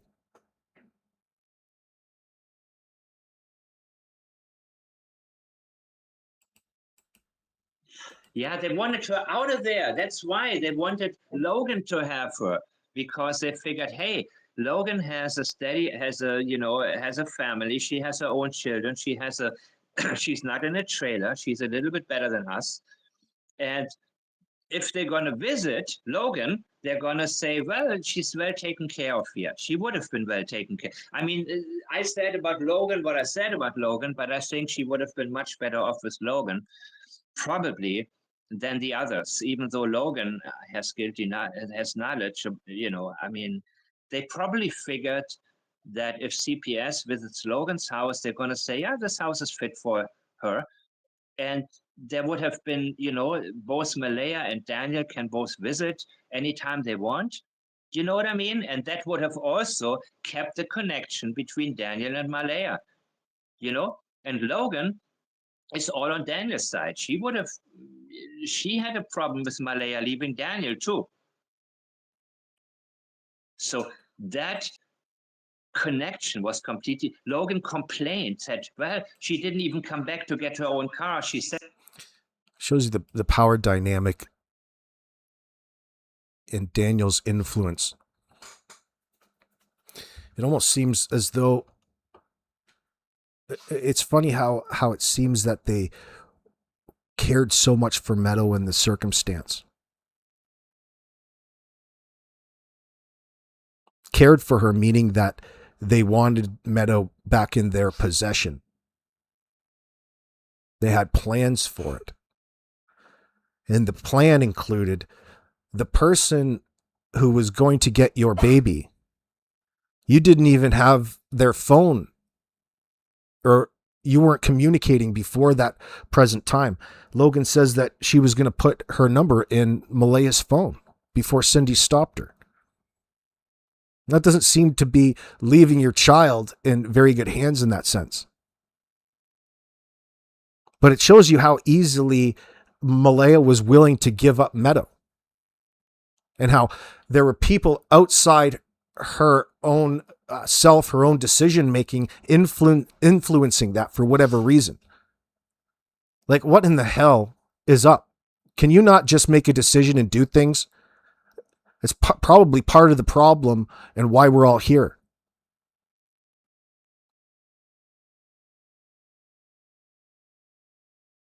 The children grew increasingly more burdensome the longer time went on. It's just a ticking time bomb around that place for them.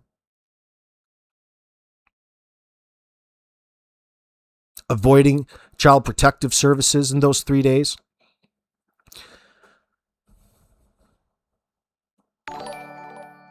Thank you, Donnie. I appreciate that. Send somebody. They knew, they were hoping Malaya comes back, Daniel can sweet talk her again, because it worked all the time. And Logan's language revealed that. In the very beginning, I knew exactly what was going on in their relationship, and who had the power and who was weak, and how weak Malaya was in her opinion, that you can say, hey, I'm taking your baby, and that's it. She just put the stuff in her. Like the fact that it's even up for debate. Think about what it is they're talking about. The fact that there isn't already an assumed plan shows you the lack of support structure from Cindy in that sense. Like it was more of a potential impromptu decision in order to maintain control in a divisive situation that was ongoing. A confrontation. This had been an ongoing, really, we're talking about a play within a play with this little separating and breakup within the Jack and Lilly scenario. We don't know if it was scripted that way or if it was legitimate, but either way, there's no better time than the present in that sense, considering everything that her family and herself has been through in the months leading up to it. The 18 or so months leading up to it, however long that they've been out there on Gairloch Road. And it's all centered around the lies and deception by way of Danny. The lies that he told Patty, the lies that he told Malaya, the lies that he's told Janie. It's all been an effort to enable his addiction. And the children were just tagging along because it was part of his overall harem in that sense, his property. The reason why he was even in the relationship in the first place was to get his dick wet with Malaya. And that was priority number one. And that's where it ended because she isn't of any fucking use otherwise in life. She isn't a good conversationalist. All right. She doesn't fucking cook. She doesn't clean. She's sad and upset all the time. She's a regular old buzzkill. But she's not so bad when you dress her up and throw lipstick and some lingerie on her at night. Now, think about the reality of that and what life was like really for her. There was no love. There was no caring. There was no built up life experiences with one another. It was an empty existence.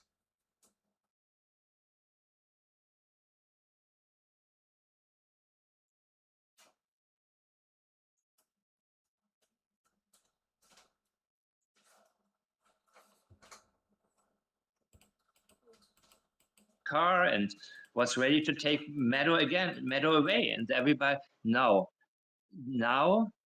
they didn't want Cindy to have the child. They didn't want to stay to have that. They also didn't want the child to be examined. They didn't want any type of investigation into what condition the kid was in. That's why they figured maybe Logan is going to feed her, take care of her, and then everything is going to be okay. That's why it was such a priority that she would take Meadow. But, as things have turned, different story. And then you came in, So, anyways. Mike, I always thought that Daniel can't tell on Malaya, and Malaya was not around people that genuinely care and love her out there on Gairloch Road. Let's not overlook that. Janie and Daniel don't even have much love when it comes to Malaya, especially now that she's not even in the picture there. But regardless, in their treatment up to that point, you don't fit into old Danny's perceived luxury lifestyle out there, Mr. Millions. Can't you see the fucking money, baby? Can't you just see the money? What did you think bought all this red stain for the chicken coop? Get in that RV, old bat. Janie, get the hell out and in that RV. I own this place now. Think about all of the fucking lies and deception at hand. You want to go on, you care about this woman and yeah, you're going to live the rest of your life. You're going to have such a happy existence together after you somehow move the fuck out of your mom's trailer that you've just rescued. There's so much there's so much wrong with what was going on in their lives in that time. Listen, why didn't you just go out and get your own place, pay bills, and get on with your goddamn adult lives in that sense? Because you had money problems. But that wasn't going to stop you from living and moving in together. How was things going to get better? The answer to that is that they didn't have an answer to that. Listen, we just explained what happens when you start to cohabitate and neither of you have jobs. You both are going to lose money in the end. And you're still unwilling to go out and work, let alone pay for anything for Jack and Lilly. Oh, that's Malaya's responsibility. It always has been. That's just our understanding. Now they're missing. It tells you that they never factored in Jack and Lilly to begin with in their relationship. This happy home of theirs should primarily focus on the children. That's the whole point. Children are our future, friend.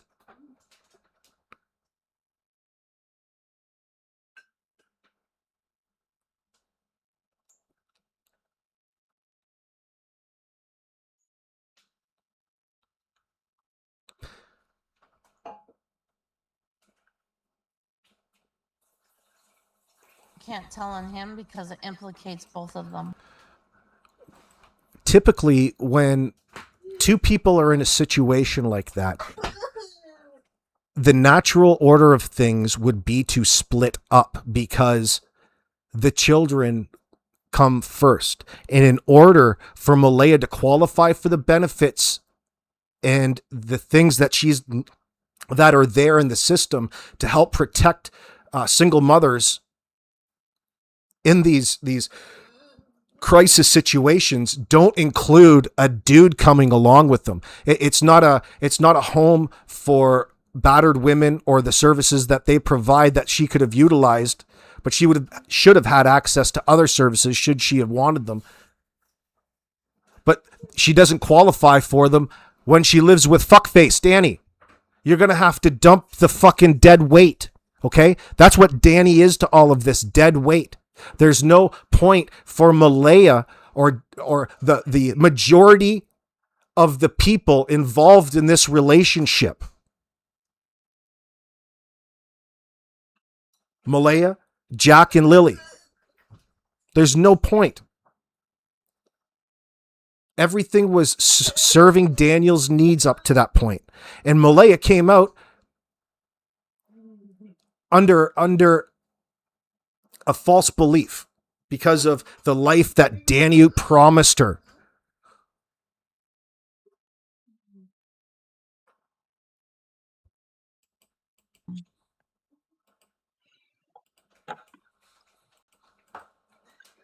Say that one more time.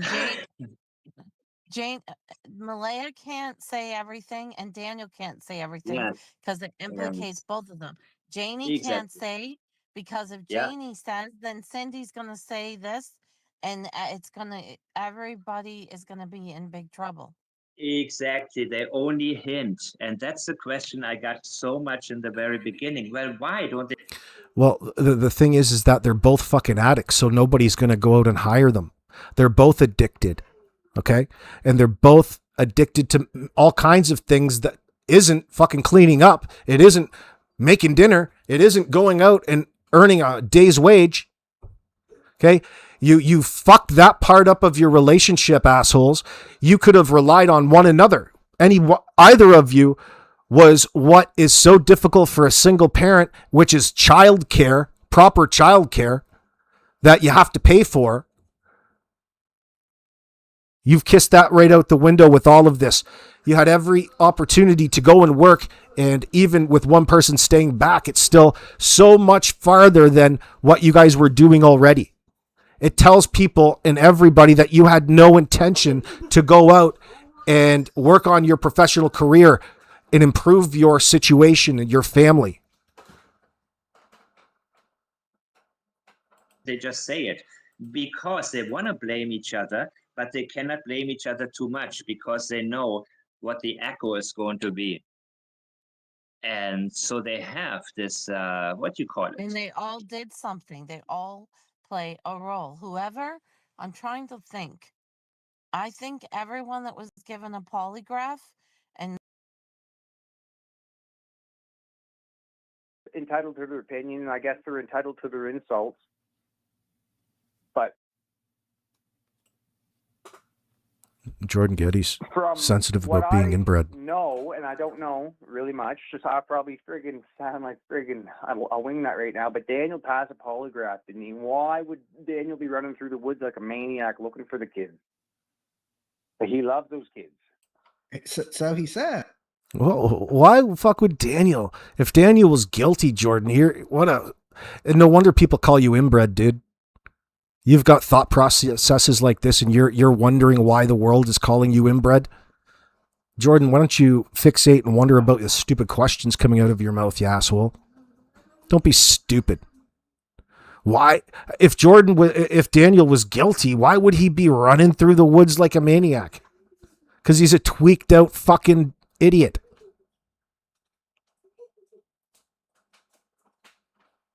Everybody's entitled to their insults, Ilyanka. Oh, that's just an example of them not being able to hide their ulterior motives in their conversation. Because he has to tell you how smart and clever he is in little slips like that. Jordan's a fucking dude who loves to play with the phones.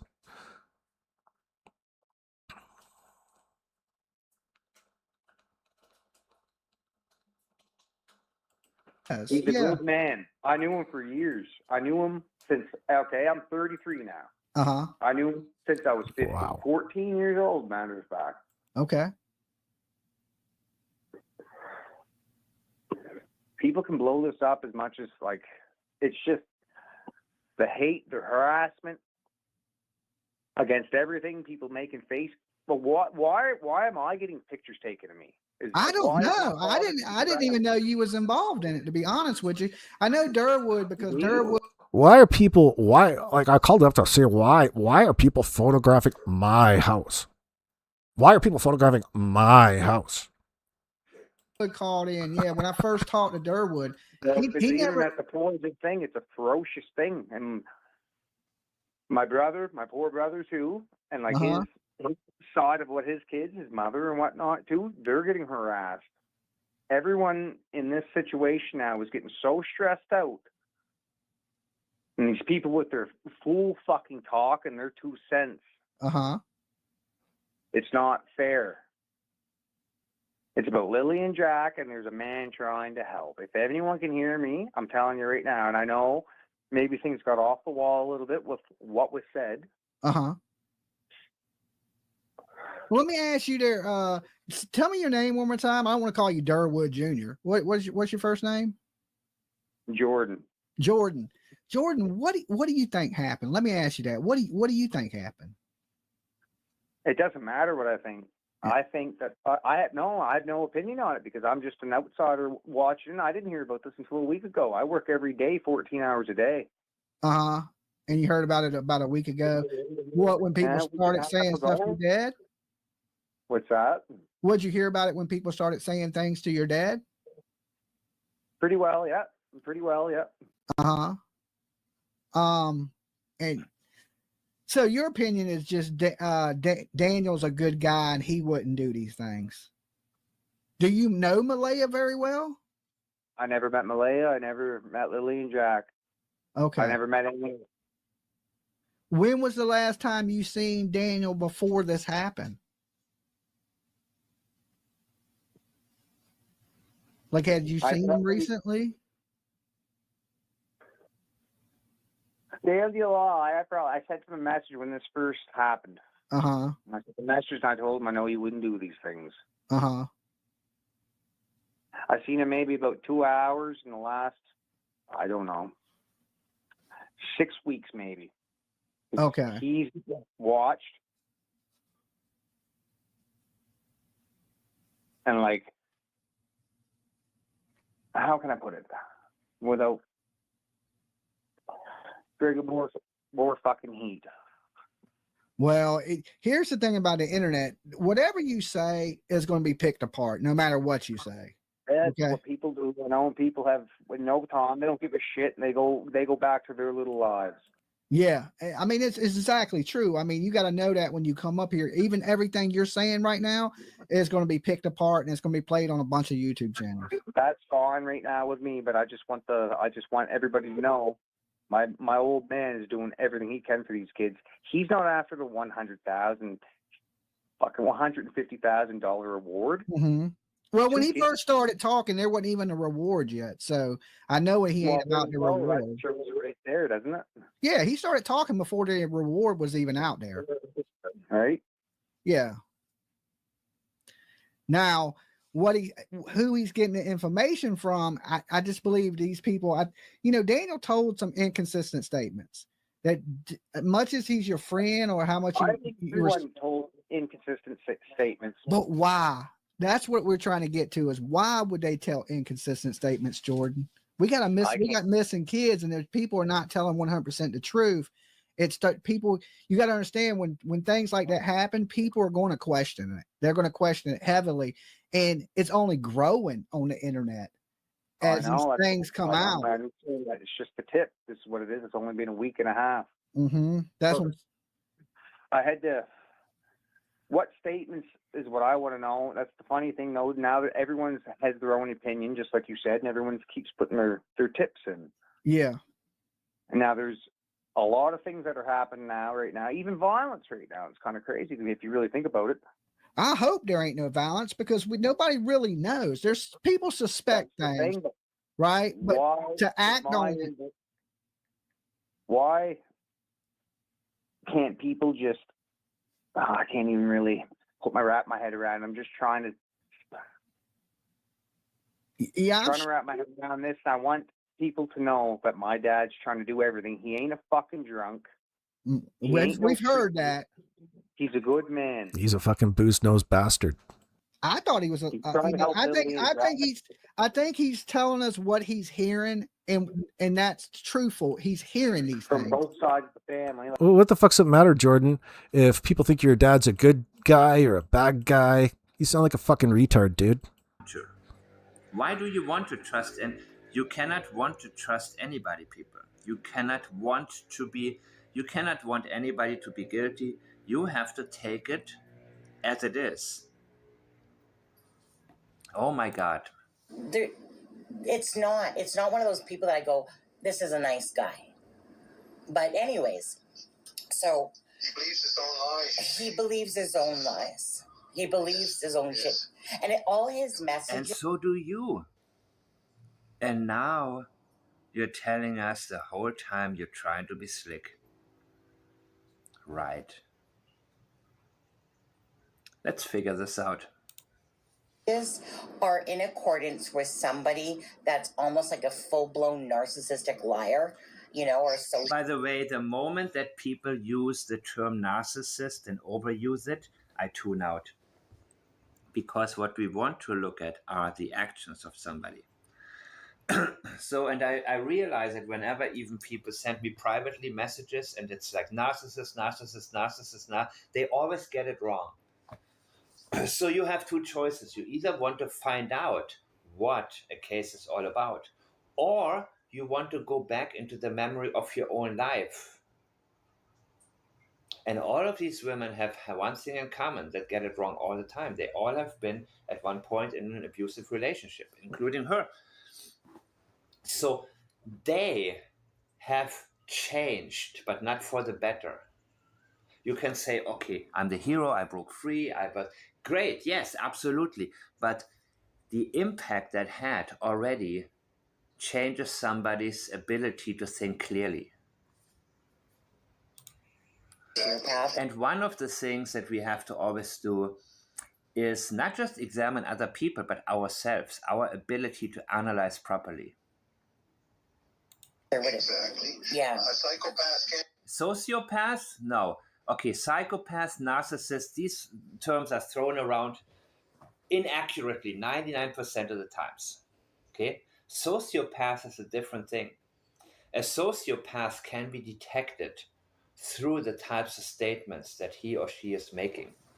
And I have talked about this with Casey Anthony, Katie Proudfoot, Ted Bundy. These are genuine sociopaths. Be narcissists as well. Absolutely. And they love grandeur. That's where he's making his. How you know that? You have been seduced by the attention you've been getting. Old booze nose. What's going on, Trail Hiker? Are you talking about you? Mistake. He loves the attention and he loves the grandeur, and that. He's just describing the stereotype he's trying to project. He's trying to fit that role. Yeah, it's just like me. Oh, my daddy's not an alcoholic, by the way. So important. I'm so sensitive to what the world is saying about my booze-nosed daddy, Darren. That's why I totally befriended Daniel, to open him up, to stroke his ego, to let him. However, you're not necessarily the right person to do it. You know who's the right person to do it? A woman! A woman. Why was Daniel in my chat? Because 90% of the people present in my chat are female. Let him go. Sink himself, yeah. Get him to go. Yeah.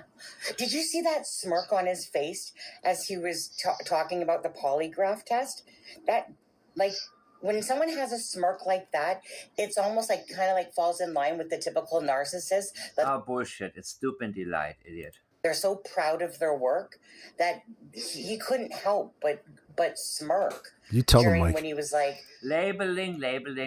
Stop the labeling, people, okay? You will never get the right answers, at least not quickly, if you are relying on labels, because that moment you put him into the same category like millions of others. And suddenly he's no longer Daniel Martell, he's just a so-called narcissist. And there are many people who are being given that label who don't unalive two children. Yeah, well, in this circumstance, it's a scapegoat for people's minds. You're getting away from what it is that people are talking about, what happened to Jack and Lilly, and what it is that people are talking or allegedly, or we'll just say for the sake of the conversation, accusing Daniel of doing. You're getting away from the information. You're choosing to label it all. It's this. It's easier for a layman's mind to wrap around than the actual violent acts that are about to shock them. No matter what the finite details, and it's not important for a conviction, by the way, we're just bringing it there. No matter the finite details, they're still, in my opinion, criminally responsible at this point. We got to hold out or wait till the investigation directs the questions that are going to put the people who know the answers in a position to want to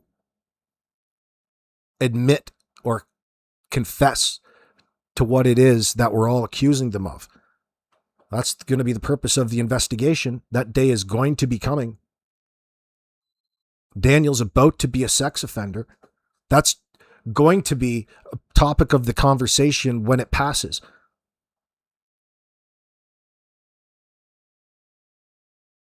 That information about the conviction, about the sentencing, is all going to be publicly available at some point in time. And it's going to be a factor in the lives that Jack and Lilly were forced to live under and the circumstances.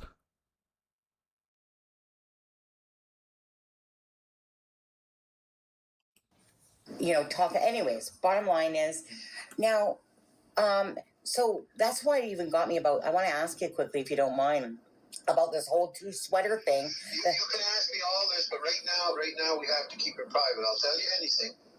We're just having a private convo. That's all we're having right now. Yeah. So now you can release this later if shit turns. Yeah. Okay, so he knows. No, of course not. Very good. He knows that he's actually being recorded. And so there's one good thing that he did to keep something on the record. You see, the people that interviewed him should have used what he said in the right way, but they didn't, right? That's why 8 months later, here we are. No, so this whole two sweater shit, as I was like, wait, if you find the kids and your sweaters happen to wait, I think this is June 20th, right? Be there that are missing, then somehow that was all planted and you again are innocent of everything. Like, this is weird. Who even? He's claiming people are setting him up. Right. To make it look like he abducted the kids, right? Right. Because he What if did. he's setting it up to make it look like the kids were abducted by somebody else? Duh, and that's what you helped him with. Well, that's how I see it, to be honest with you. No, don't overthink if you're not the thinking type. Like, both of you. Okay, so if we look at the reality of the situation, truly, if we do. If I look at this image any longer, I want to have a shot too, man. Realistically, like a risk assessment would absolutely put Malaya in the position that she's actually been traumatized and that she's a victim. Right. Partially a victim. Yeah. Partially is actually not so wrong. We have to be very, very careful with victim labels as well, because victims can become victimizers. I said it before. I think that Daniel is a victim of the chaotic childhood he experienced under his parents. However, does he deserve the victim label? Who deserves it? I said before, there's a chance Nick Reiner is a victim. Oh, but you think he's a victim? He shouldn't.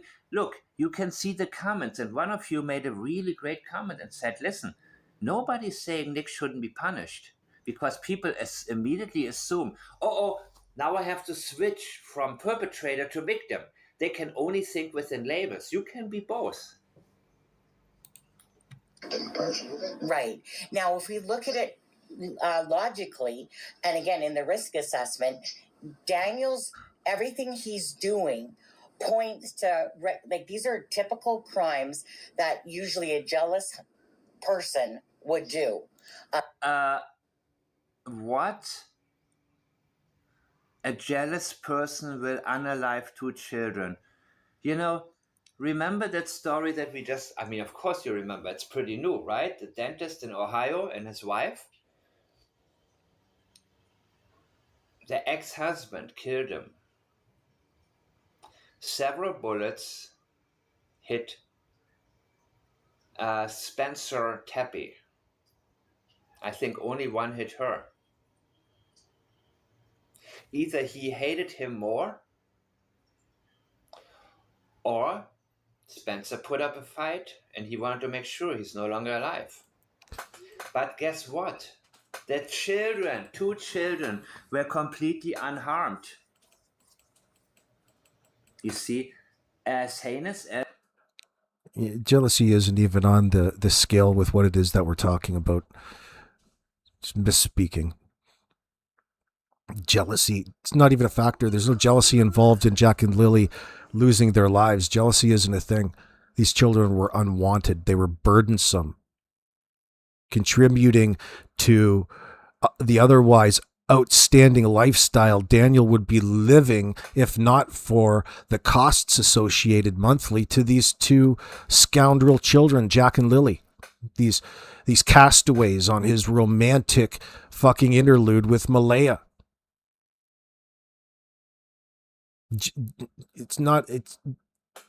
Jealousy isn't a factor in all of that. I don't think she's using the right term, or she meant something else.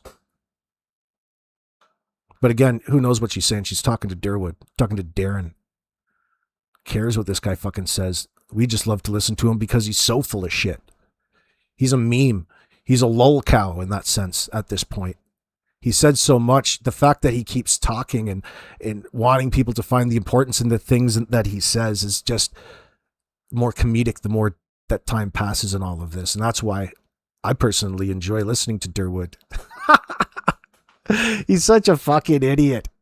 What a fool. Why would you even be involved in all of this, Durwood? We're going to figure that out. We're going to find that out. Yeah, huh? Mr. I like kids, but only in the clean way. As the murder was. Pedo! Jordan's dad's a pedo. Sense. Or this person didn't feel anything. And so are you, Kent. So are you fucking weirdo. Old lobster claw.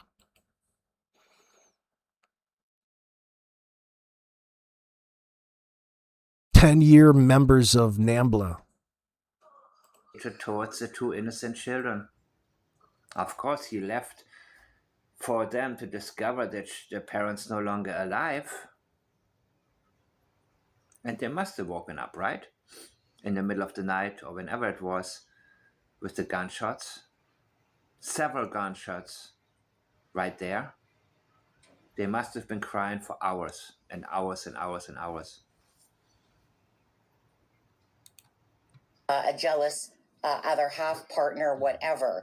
That psychopathic right, control freak. Yes. Right, exactly. Because when I seen Malaya's messages, Okay, here we go. To Belinda, I mean, obviously, I've been in a very always putting it back to her own life.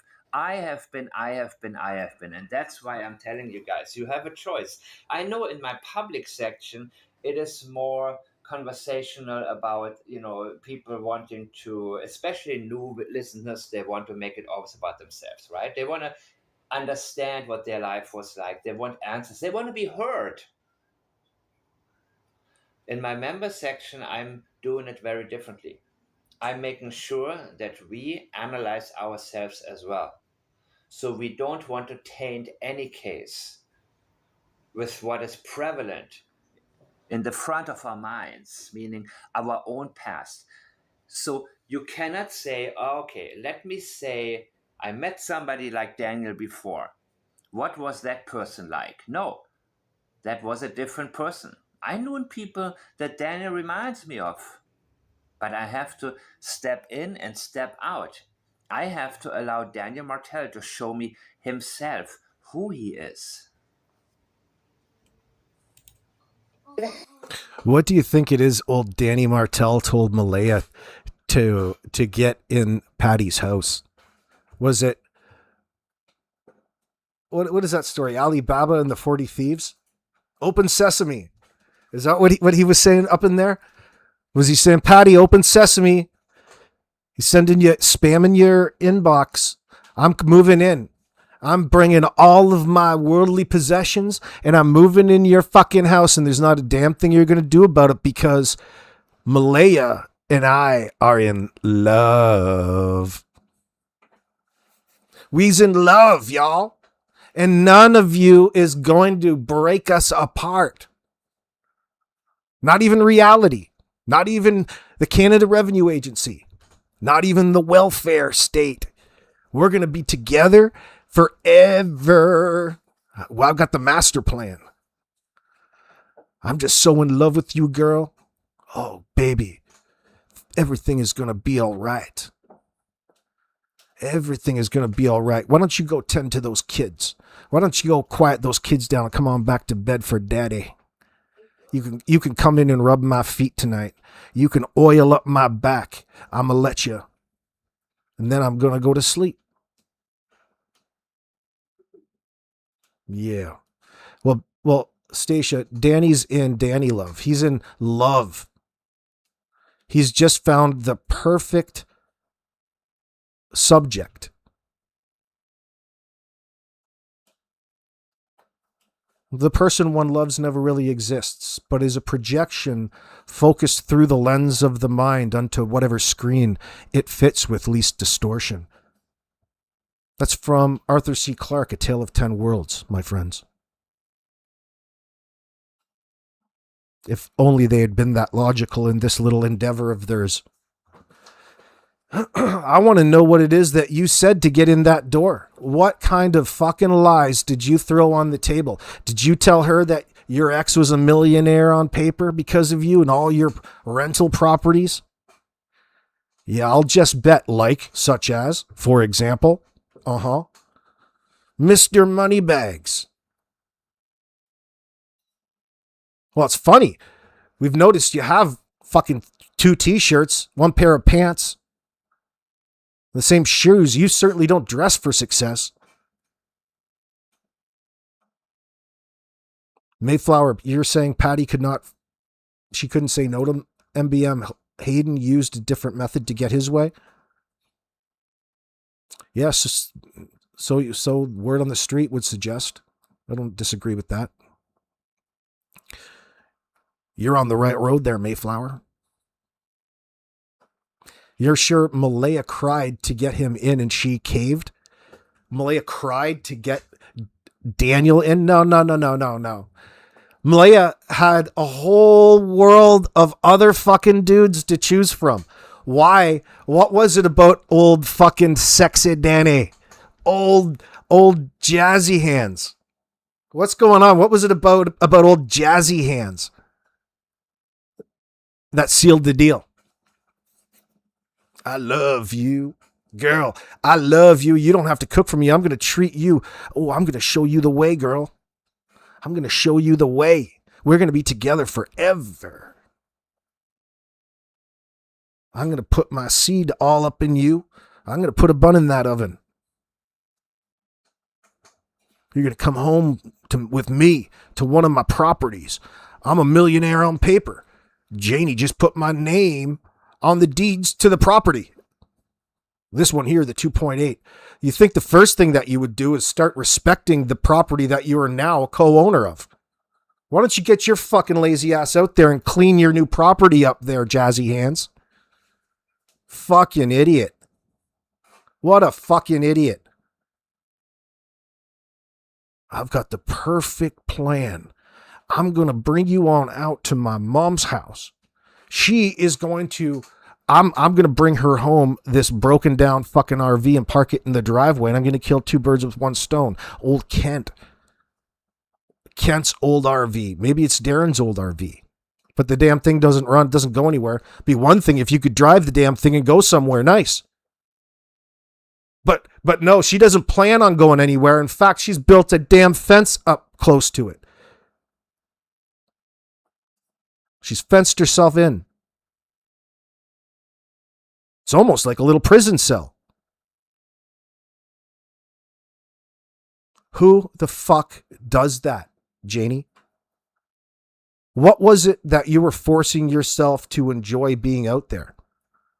Was it the solitude? Was it the silence? Now you can really hear the trailer rocking. What was it you were running away from in the first place? Everybody would know. Would you? Hey, welcome home, everybody. I'm a 60-some-year-old woman. You're bringing all of your kids home. Well, this is a pleasant surprise. It's a busy household. That's in a house that has a schedule. Imagine one that's just completely chaotic.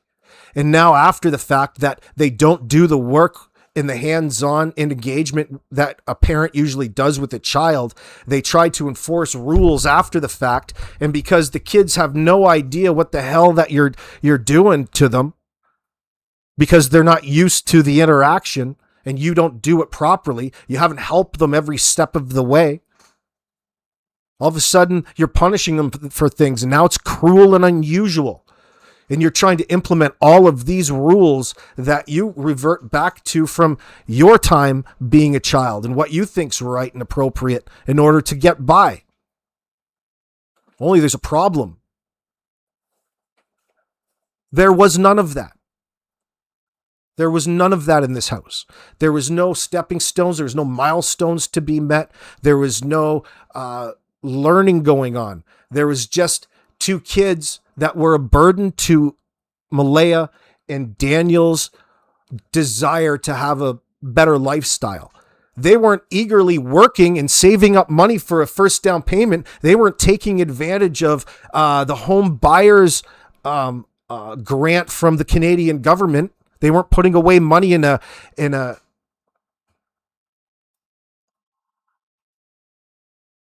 stock market,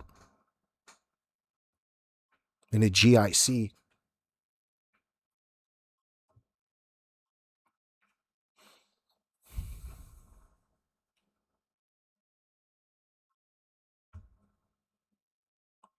Well, think about, lower yourself a little bit, Mayflower. Maybe MBM likes being pregnant because after that, it all goes to hell.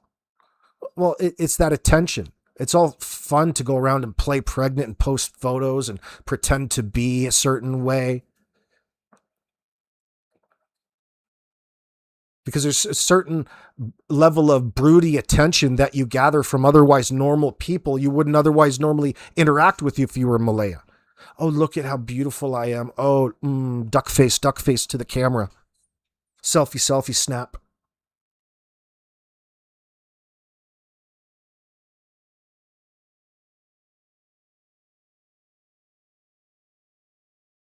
You're right. Just a clapping seal. They should be cleaning deer out there. What kinds of fish stocked in their freezer that they, I don't think that they have a freezer out there. They could be eating like kings, especially that you got an old lady to look after the kids. That was probably being done anyway, doing your thing. But when there's no plan for Meadow in that sense, things just escalated. It was what a sealing of the deal for Jack and Lilly. Yeah, they were put by the wayside. They were disregarded. They were devalued. Okay, even further, they were devalued when Meadow was born. Not because they became better parents. They didn't. They just treated everybody differently. There was an adjustment.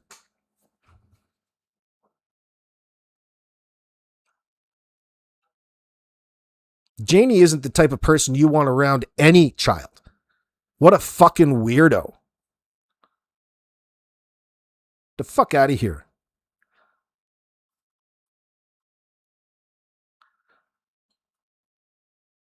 Oh, you're making me hungry, trail hiker. Yeah, they could, but they wouldn't. They don't. That wasn't going on there.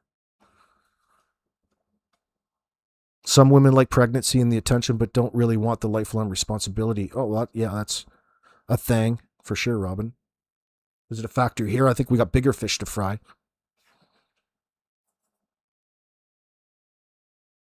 Oh, she must have postpartum depression.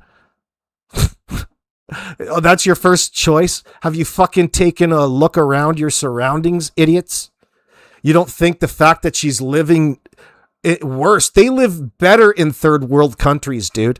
They live better in places that have dirt floors and practice cannibalism. So-called third world countries in that sense. They live better than how you were living out there. And you're wondering why Malaya's mental health was at an all-time low? She didn't. But where was help for her? She didn't actually have any genuine help or genuine friends because she's isolated them all off due to her substance abuse. And again, that means the kids. She's not out there engaged in any wholesome activities. Let's give me a few minutes. Chair, have some of that water.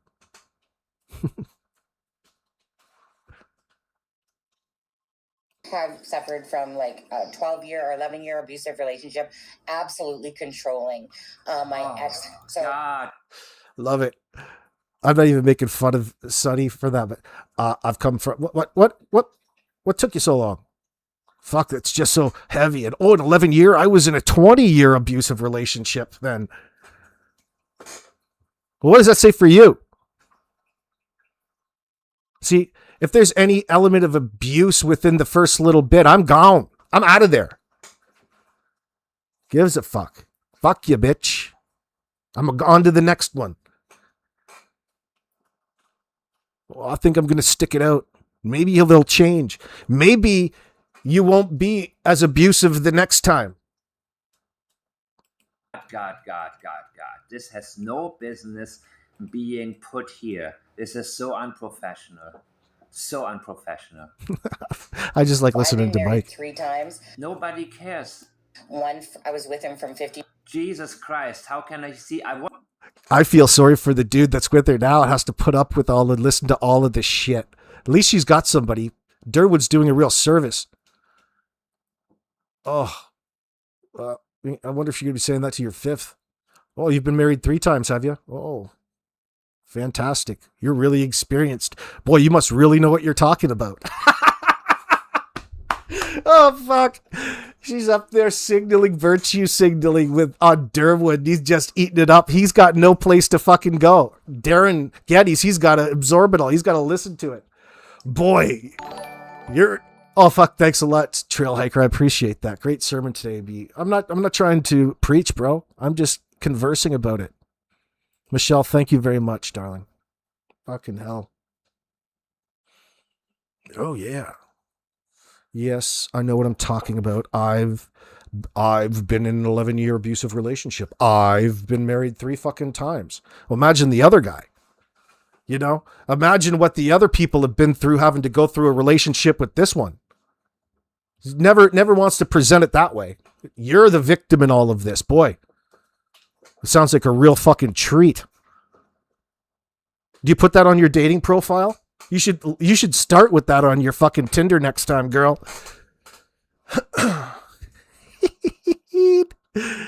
MBM was looking for her knight in shining armor. She got Danny and Janie, LOL. Fuck, that's a sad reality. That's a lesson of the dangers of Facebook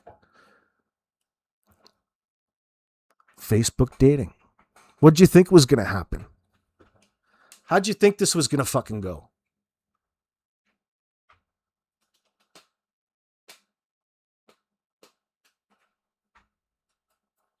The question still is, what is the event that took Jack and Lilly's life?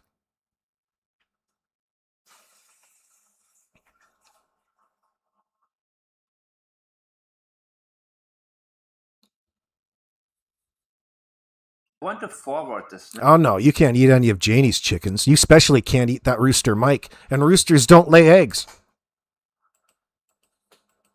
Now, but I can't, because then maybe I will. These are miss therapy something chickens. Important. Oh my God, people. I don't understand how anybody can listen to the channel. To 26, that one was extremely abusive. That was a learning curve for me. I never felt sorry for myself, and You're still feeling sorry for yourself. That's why you're talking about it. Learned from it. But in saying that, so I can absolutely associate. No, you cannot, because everything is different. Did you allow your husband to abuse your child, Sonny? Did you? Did you turn a blind eye when he locked you? My wife one time wound up, because of something that I said, she wound up and fucking gave me a left hook right in the chin. I wish that I was still married to her so I could use that against her, like that domestic abuse.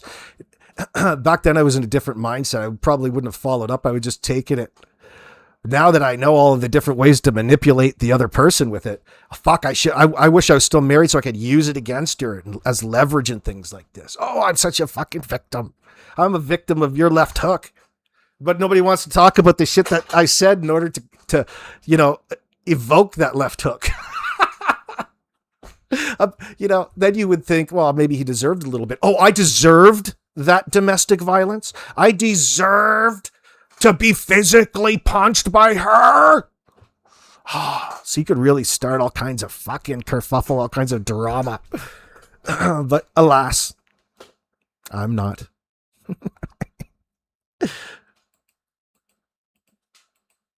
This child into a dark room for hours. So don't.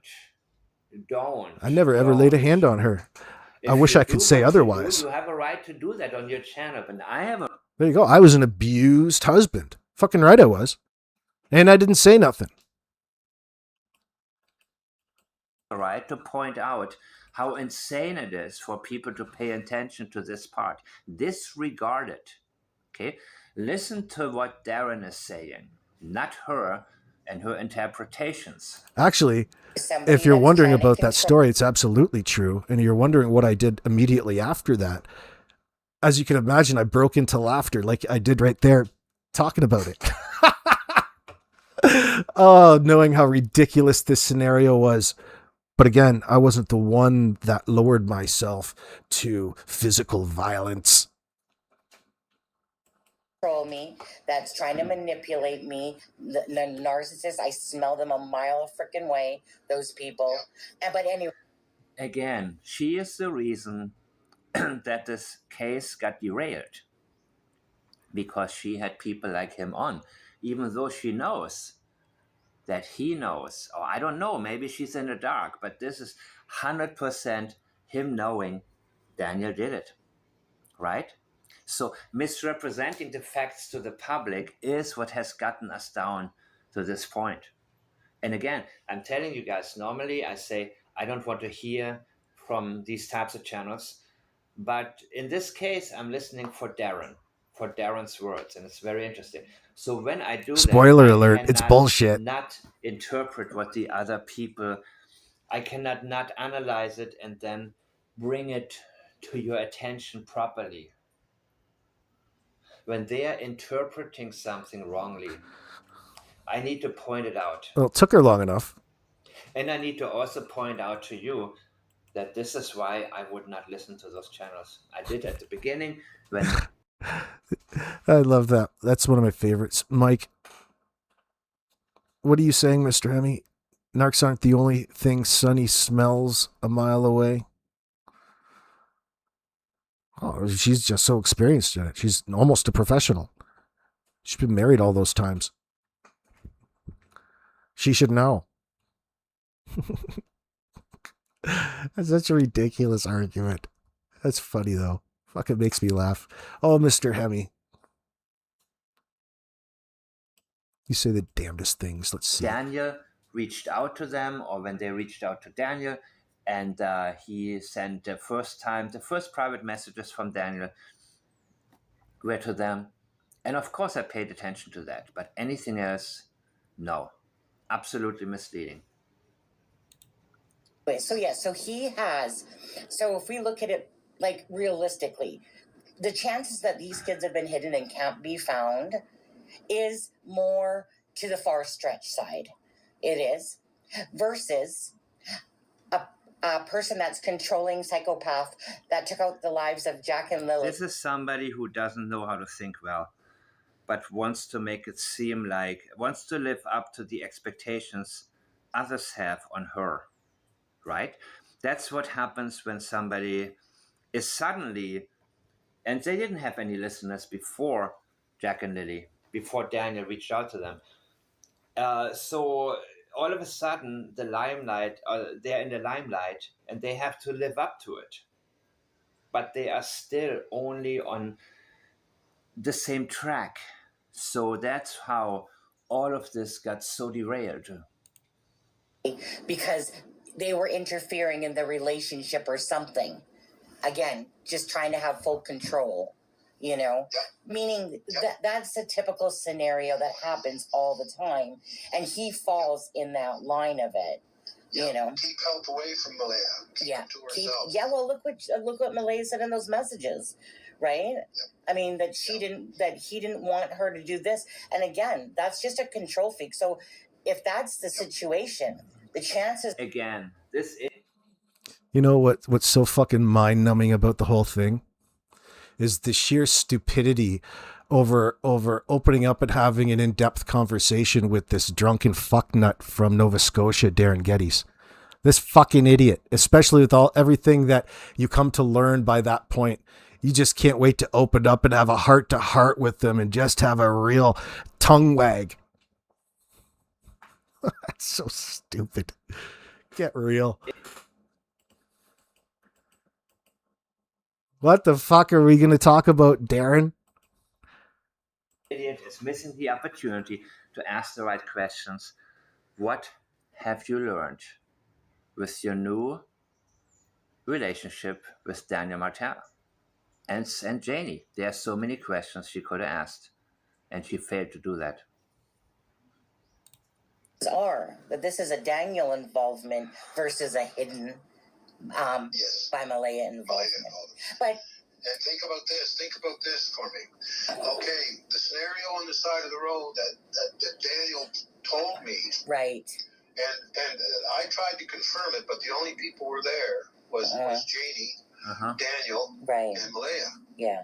So the only way I couldn't really confirm that too tight as far as the kids getting loaded into a vehicle. Right. But I went along with what Daniel told me, and because the only way I could even partially confirm that is Daniel told his cousin Logan the same thing over and over.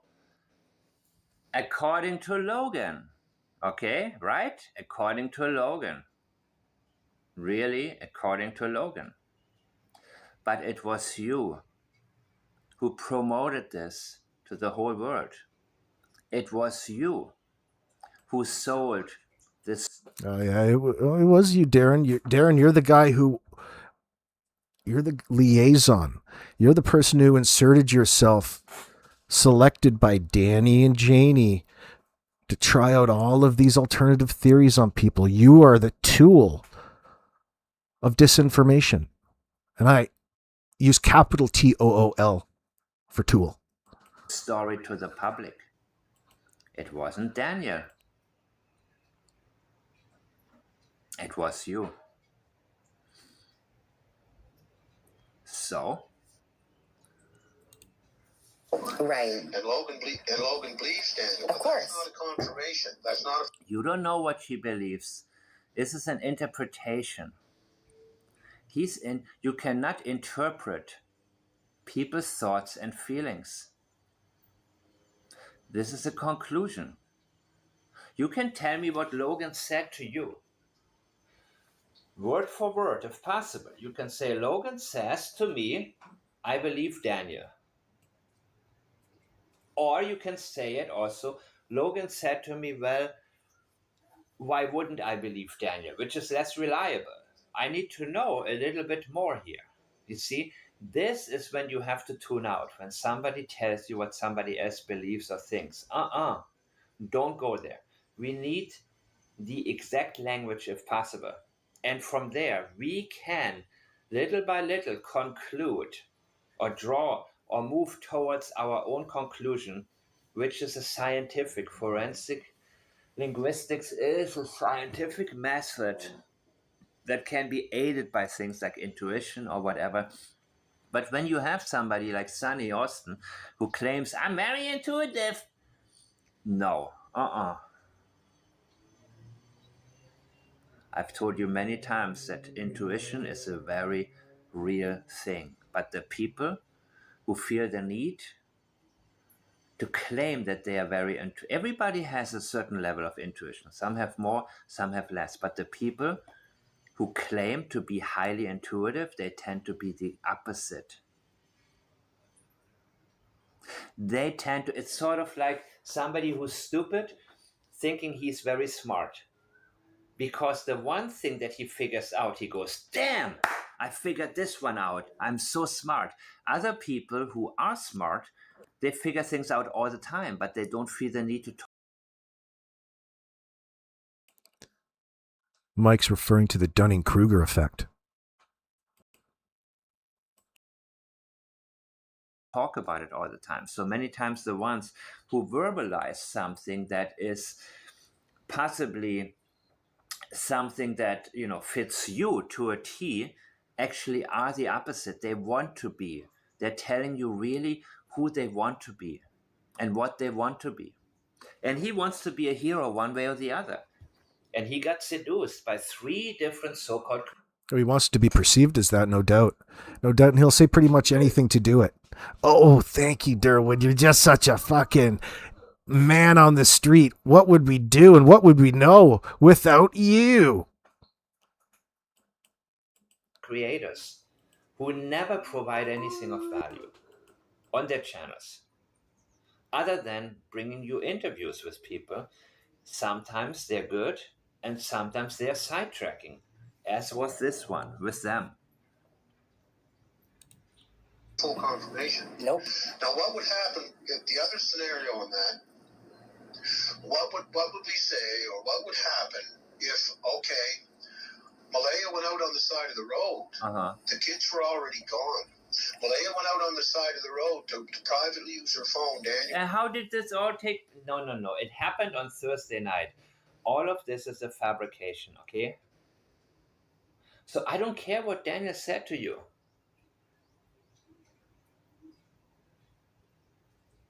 I don't care. I want Daniel to say it to me. I want Daniel to tell me. Was sleeping. Right. Maybe to tell somebody to fucking come and help me and get me the fuck out. And again, they're also now selling hope to the public. And that's why you have these fake searches and you have all of this, because people are thinking, yeah, maybe. No, there's no maybe, people. You know? I mean... Like, I've met partially most of one part of the family and one part of the other. And listen, I keep to myself. I'm on my own business. Yeah. I tried to, as much as I can until right now, I guess, because I want to protect my father and the people that are going after my father. 3 people, if they know who I'm talking about, I know. So there's certain people. He even told me that people were making threats towards him and his family. Now, I know nobody in here. I don't allow people in my room to make threats towards people. They'll get kicked, slam out. So I know it ain't nobody here threatening them. But he told me the same thing, that, you know, he was having problems. People were threatening him just because he wants to help the kids. And I think that what it is he's repeating a lot of what Daniel has said to him.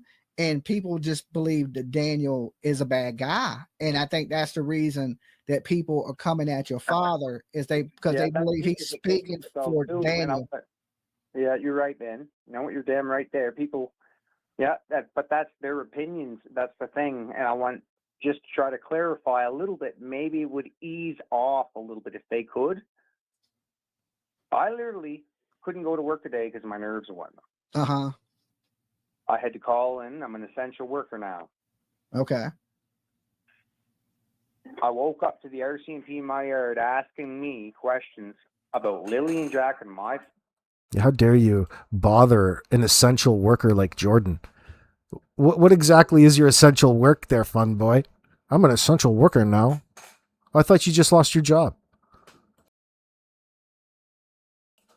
He's essentially unemployed. Front yard. Now that's today? They came to your house today? Today, yep. Okay.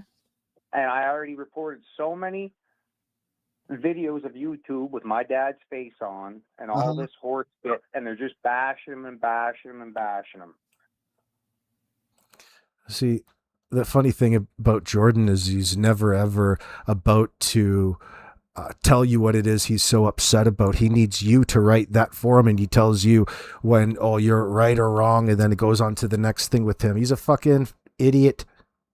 Okay? There's nobody in hell that would mistake what it is that you're speaking about for the shit coming out of your dad's mouth, Jordan. You're overlooking the obvious problems with the scenario with 2 missing children, and you're expecting special treatment. You're not acknowledging the severity of the situation. Again, putting yourself before and above everybody else under the guise of being victimized. And we just have to take your word for it. It's 2026, bitch. Why don't you have some evidence of all of these claims, all of these death threats, and all of this shit that's happening against you? Why don't you use some examples and start with that? All you have is talk, just like your booze-nosed old man.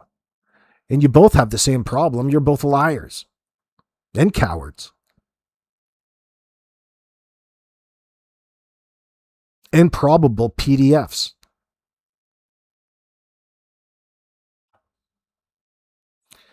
Wonder where the next spot for this is going to stop. I wonder what we're going to find out about this crew next. Okay.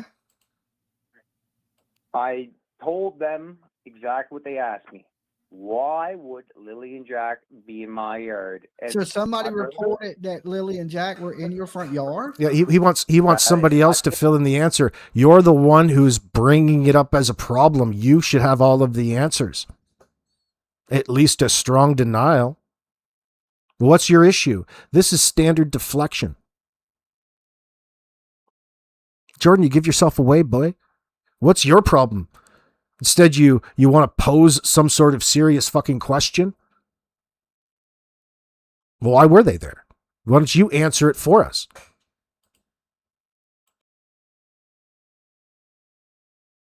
Tip is what it was. A tip that was got off. Oh, okay. But my brother has 2 kids around the same age, and my woman does too. Oh, okay.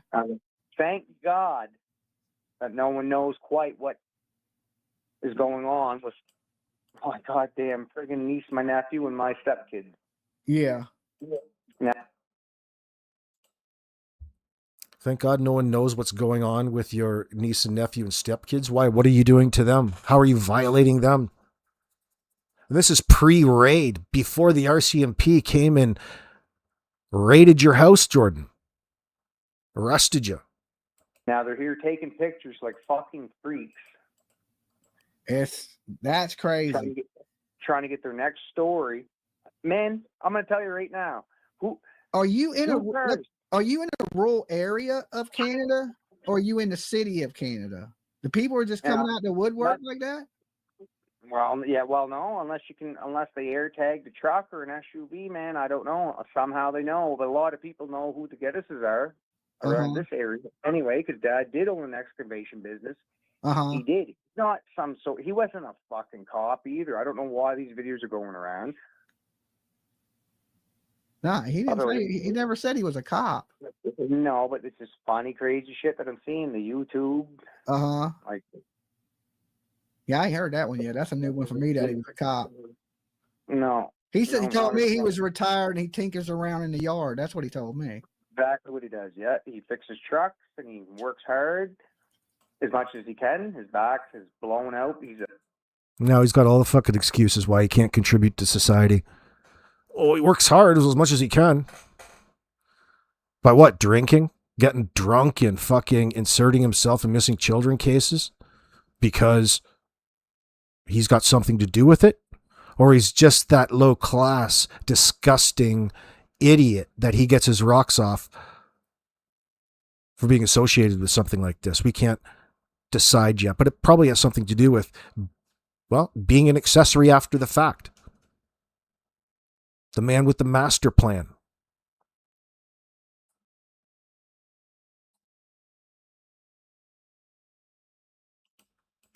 He's an old man. Yeah. He's just trying to help out these kids with the family members that need it.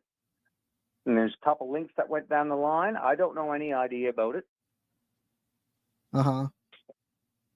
So from your knowledge of Darren, he's always been a good guy to you. Oh, yeah. He's been a good guy to me. Good guy to my brother as much as you can. There's family troubles that have always happened with every family. You know what I mean, right? Yeah. No, there's no perfect family, not at all. So it's the crazy things that people are saying right now. Like, I have a hard time even going into town because I feel like people are watching me. They're watching my mom. My poor mother's probably going to have a fucking heart attack at this point. My brother. Oh, Lord. So it's affecting y'all in y'all's day-to-day life. Oh, yeah, easy. I couldn't go to work today. Dolly, or what's your real name? My real name is Jimmy. Yeah, what's that? My real name is Jimmy. Jimmy? Okay, well, I'm Jordan. Okay, nice to meet you, Jordan. Jimmy. Imagine Daniel's life, though, too. The guy did pass a polygraph test. Yes, he did. And he's doing as much as he can. And now I don't know, I'm not getting into it too far. I have no really opinion of it. It's just kind of pathetic to me, the way that people on YouTube and on Facebook are adding me and adding, like, it's insane. Like, well, now there's going to be a lot of people talking about you now because I hope they do talk. Well, I don't hope they do, but I'm trying to clear. Thank you, Helicopter Grandma. I appreciate that, darling. What more did they do than my father did in this situation? Well, it's just talking. I don't think, a lot of people on the YouTube streets, they make these threats. Why is dickhead Jordan up here trying to convince and persuade people to believe that Darren is doing so much for Jack and Lilly without even providing any examples, without even talking about things directly? You're just up there demanding that everybody gives this fucking idiot respect when he deserves the opposite. What does that say about you, dipshit? It's like they're going to do this and they're going to do that. I get a lot of them just being a YouTuber, and nobody ever does nothing. They make these threats like they're going to do something. And I don't even take the threats really serious, but I ain't going to tell people not to take threats seriously because you never know. Somebody may say something, and there's a lot of nut jobs out here in this world, but a lot of people over time have threatened me up here, and I don't pay it a lot of mind, but I'm not going to tell other people that because then something bad could happen. So I would say take any threat seriously, but I wouldn't worry myself to death about these threats that are coming on the internet because people are just talking shit. No, they are definitely talking shit. And like, especially when you don't know. And then it's not like your family has been accused of doing anything to the kid. But then again, I've heard people say, well, what the RCMP literally came in, man, and they just asked me. We heard that you were in the front yard playing with the kids. Playing with the kids. That is wow. See, that's new. Fucking seen them in my goddamn life. Never met the kids, never seen them. The kids that somebody's seen in your yard or your family kids. No, I guarantee it was probably my brother's kids or it was my woman's kids or something. I don't know. I'm probably bringing heat on me now. So I'm going to close out on this, but isn't it interesting? Do you want to know how that's bullshit? Because Jordan doesn't have an answer to it. They don't know. So you're telling me all this time has passed, months, and it's such a serious situation that you're so certain on that you don't actually know what the report was. It was either complete bunk, they just made it up. But the person who made the report said that you're out there playing with the kids, but you don't know what they saw. Could have been your stepkids, could have been your nieces or nephews. You don't know what they saw.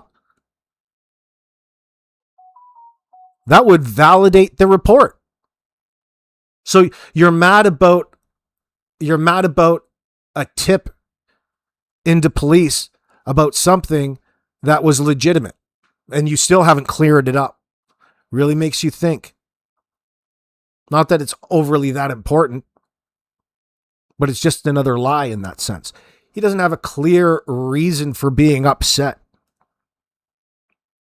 You're not even clear about what the alleged report was until that very point. And then you want to tell us that you're not sure what the people saw. It could have been this or that. You validated the person's report over seeing kids. Jordan. Peace out to everybody. Thanks for tuning in, y'all. I'll see you back live tomorrow.